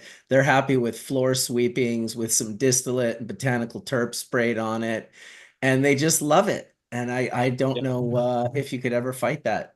Well, and Marcus, I mean, like, you're such a purist, and David and myself are also like that. I think a lot of people on the panel are. We're such purists that we want that absolutely finest part of the market, or not the part of the market, part of the plant. And to deliver that to the market with pride and say like, hey, this is something that I love, you should check it out. We are like an anomaly, right? Like most people don't want that stuff. Yeah. And even worse in Canada, the people who do want that stuff like hate anything to do with government weed. Any of the people that have learned how to grow their own weed and make their own hash, they're like the one group of people that might support you and keep you from going bankrupt in that venture of trying to bring that to market are like specifically won't buy weed from the legal government stores. Yeah. Yeah, like I don't know. I've noticed like the needs of the consumers because generations socially are different. I mean, they interact differently. They're on their phone, they're buying things quickly, they're looking to put their cart together before they even go to the dispensary and they pick the thing up rather than even shop. And I think it's a lot of that, like so to Marcus's point, like that drives a lot of the choices some of these larger operators are making because that's all their feedback is and that's the narrative. They're okay with that narrative. They're like, yeah, whatever. If that's what sells, that's what we're selling. These guys are just in business. They're just figuring out how to sell product. Yeah. But it's like, I know that some of us have been doing this so long. Like, for example, I think back with Marcus and having these incredibly strong hashes, not that they were strong, but incredibly pure hashes, and seeing people react to those medicines through Hill's dispensary, right? And the government looks at us and we say, hey, we got this product that's like 50, 60, 70% THC. They don't understand that we have just refined the best parts of the plant and removed we've washed away the green parts of the plant and kept the important medicine part of the plant, right? Yeah. And when you give that to people in real need, they don't have to consume all this burning plant material, right? And so you can do one lungful and get a real dose. And, people like Etienne and everybody else on this panel that's worked with people and that need cannabis, it's like the purer, the stronger the medicine, and more complete, right? Like, when I talk, like I'm talking like pure, really nice hash rosin or super refined bubble. They can use a lot less of it and it's less harmful to them. Yeah, and so the government comes along and slaps an extra 20% tax on that and makes it less competitive in the marketplace, right? Like, it's just the whole way that we've done this thing is completely backwards. And a lot of these lessons and these beautiful things that we found out about the plants, it's just, you see the way that it's playing out. Like Marcus said, 80% of the people are coming in looking for cheap, potent pre-rolls. It's bizarre. Yeah, we're also trying to mimic other industry, which is sad because we aren't those industries, and I keep saying that to everyone. It's just like, just because there's a strawberry Farrakhan product that could say strawberry cough and you could use 4% of that and it costs you 30 cents to grab and put in your vape and you can now call it strawberry cough, doesn't mean you should. And then on the flip side of that, because you struck a chord with me earlier on the vape side, like what I learned from a tox point of view, like there's tons of terps, like polygones are just low-hanging fruit. Like polygones really toxic, like, and that can show up in very toxic levels in certain cultivars, and we have to be very cognitive of that to your point, as we move forward, because there's more. Is it a monoterpene or is it a sesquiterpene? I believe it's a sesquiterpene. Monoterpenoid. Yeah, it's oxidized, right? Then it'll go away quicker if you cure it. Yeah. So concentrations we learned in the medical and medicinal end is definitely all about harm reduction. And believe it or not, one of the work that we've been doing at the UN, we just got harm reduction put into the UN after 24 years. It took 24 years just to get 2 words inserted into a goddamn treaty. So just so you know how long it takes some time to make change. But yes, it's key. I just had another comment about the again, I'm probably like a broken record on this, but when we were talking about people going into stores and asking for the stronger product, again, I think it just comes down to the information that's accessible. I think that, just like Ryan, you're pointing out about the lower THC varieties that would be higher in terpenes or higher in other compounds, I think as we progress as an industry, ultimately people will understand that and go for it. I think it's just, we're really, even though the industry's been around for a while now, like we still really are in the juvenile stages of it all, the juvenile understanding of it. It's just going to take proper education and more people understanding it to get to that length, to get those kind of products out there. Because like there's also, as much as people might be demanding it, there's also a lot of people around me that are saying how strong it is. And in terms of that being kind of like a undesirable thing for it just to have that high potency. But also, again, it comes down to the price conscious idea of what you're buying. Well, it's a proverbial race to the bottom, folks. And when pre-rolls become the #1 thing, the cheapest way to make pre-rolls is to take hemp at probably $100 or $200 a pound and spray it with THC that's been synthesized, because you could synthesize THC 10 times cheaper than you can growing it. So, I mean, that's just the reality that we live in, is that, a lot of that stuff that's at the smoke shops and even in all the bodegas in Manhattan, a lot of that stuff is just the cheapest shit you could possibly find. Because, again, why, I would just say that, like if you have high quality flower and you're trying to get fair value for that high quality flower, certainly putting it into pre-rolls is not the way to go, right? Because just, the overall value chain and where the grower exists in that value chain is, if you look at where the margins are, everyone is pressured at the front end of that value chain, including the grower and the processor, and the people who really own the distribution networks and the folks who basically are able to populate dispensary shelves with product are able to take a little bit more margin, because the guys at the other end, again, go to OLC in Oregon has got a daily tracker on what usable marijuana goes for. And right now, I mean, that number always floats around somewhere around, it used to be around 1,100, 1,200. Then it starts sinking around COVID below 800. Now it's around $600 a pound. So, I mean, it is really difficult to turn on the lights at your grow for $600 a pound. So everyone along the way is trying to extract out as much value as they possibly can. And unfortunately, again, we're in that proverbial race to the bottom, where the people who can produce a quality product at the lowest cost is going to win. It's a commodity market, right?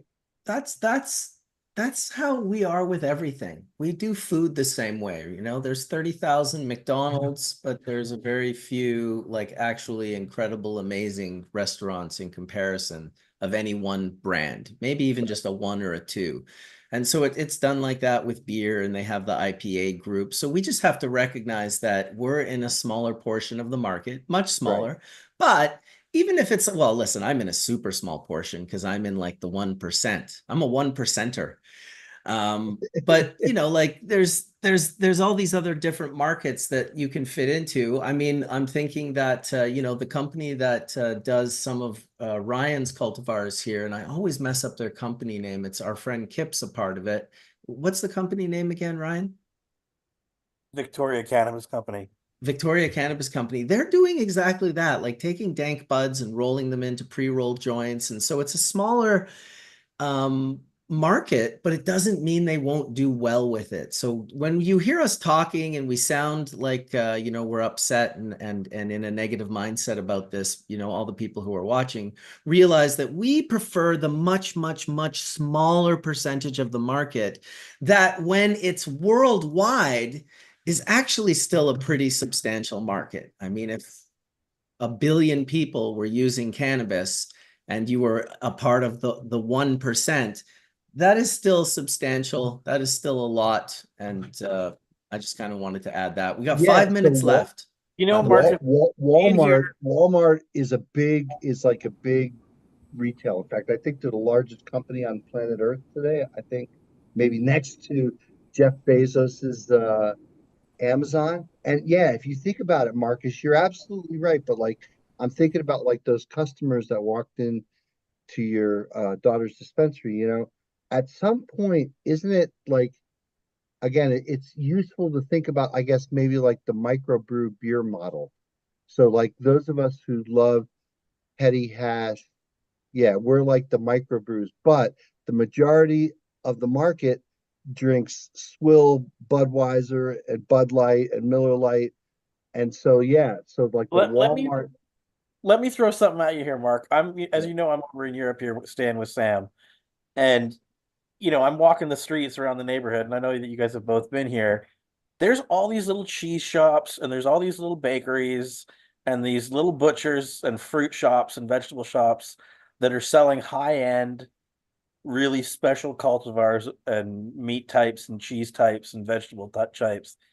It's a cultural thing, right? Like there is this cultural thing where, you know, North America, and I think it's probably population based, but there really is this thing where North America has a lot of industrial production, and that kind of stuff just doesn't fly over here, right? I mean, sure, you have those products, but it's much more normal to have really nice food and you know, that kind of thing. And I think that cannabis will develop along those lines here. And I just Connoisseur, wonder like if the pre-rolls, connoisseur level.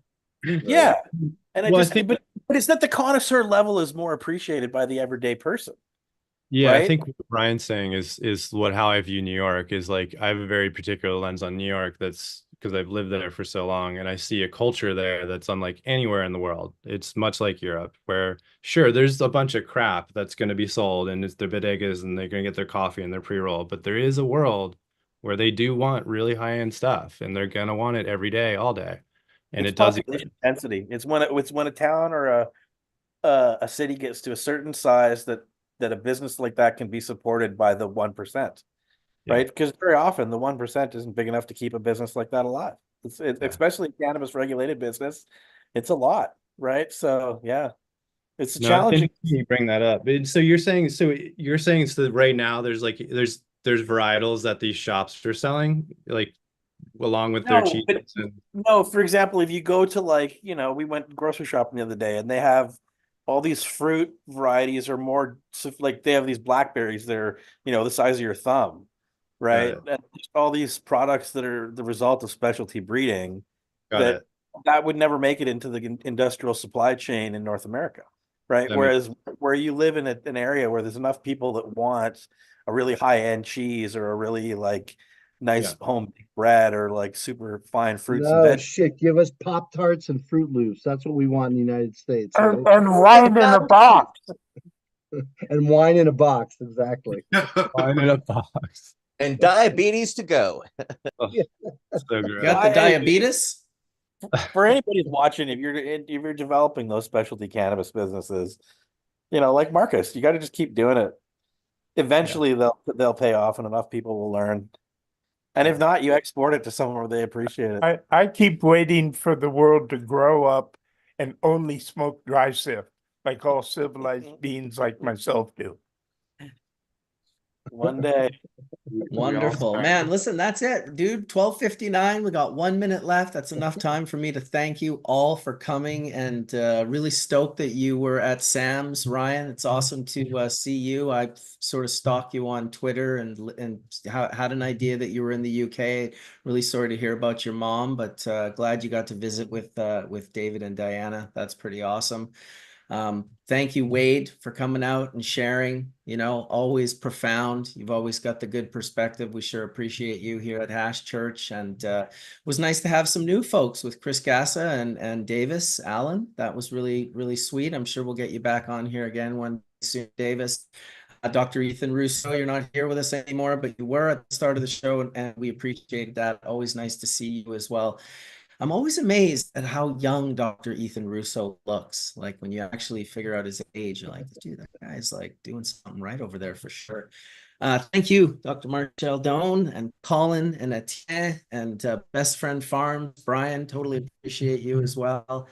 And anyone else that I may be forgetting, all the people that have watched. We had almost 300 people watching for 4 hours, which is incredible. I love the fact that, you know, that's the 1%. Again, it's kind of like it'll grow. We can get it out there. And once we hit the right sort of notes for people, more people will relate to what it is that we appreciate. So thank you, everybody, for coming on, sharing Hash Church.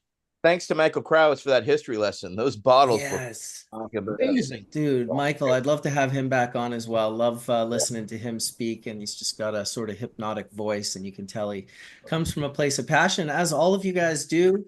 So may the full milk bless your bowl sooner than later. And Johnny B's in Italy in the chat room right now. So shout out to you, Johnny B in Italy. I hope you're inspiring people on a daily. Yes, yes. And I'm sure he's going about to do push-ups. It's like 101, which means it's 10:01 there. He's probably doing push-ups right as we speak. Peace out, everybody. We'll talk soon. Thanks, Marcus. Take care. Thanks, Mark. Gianni.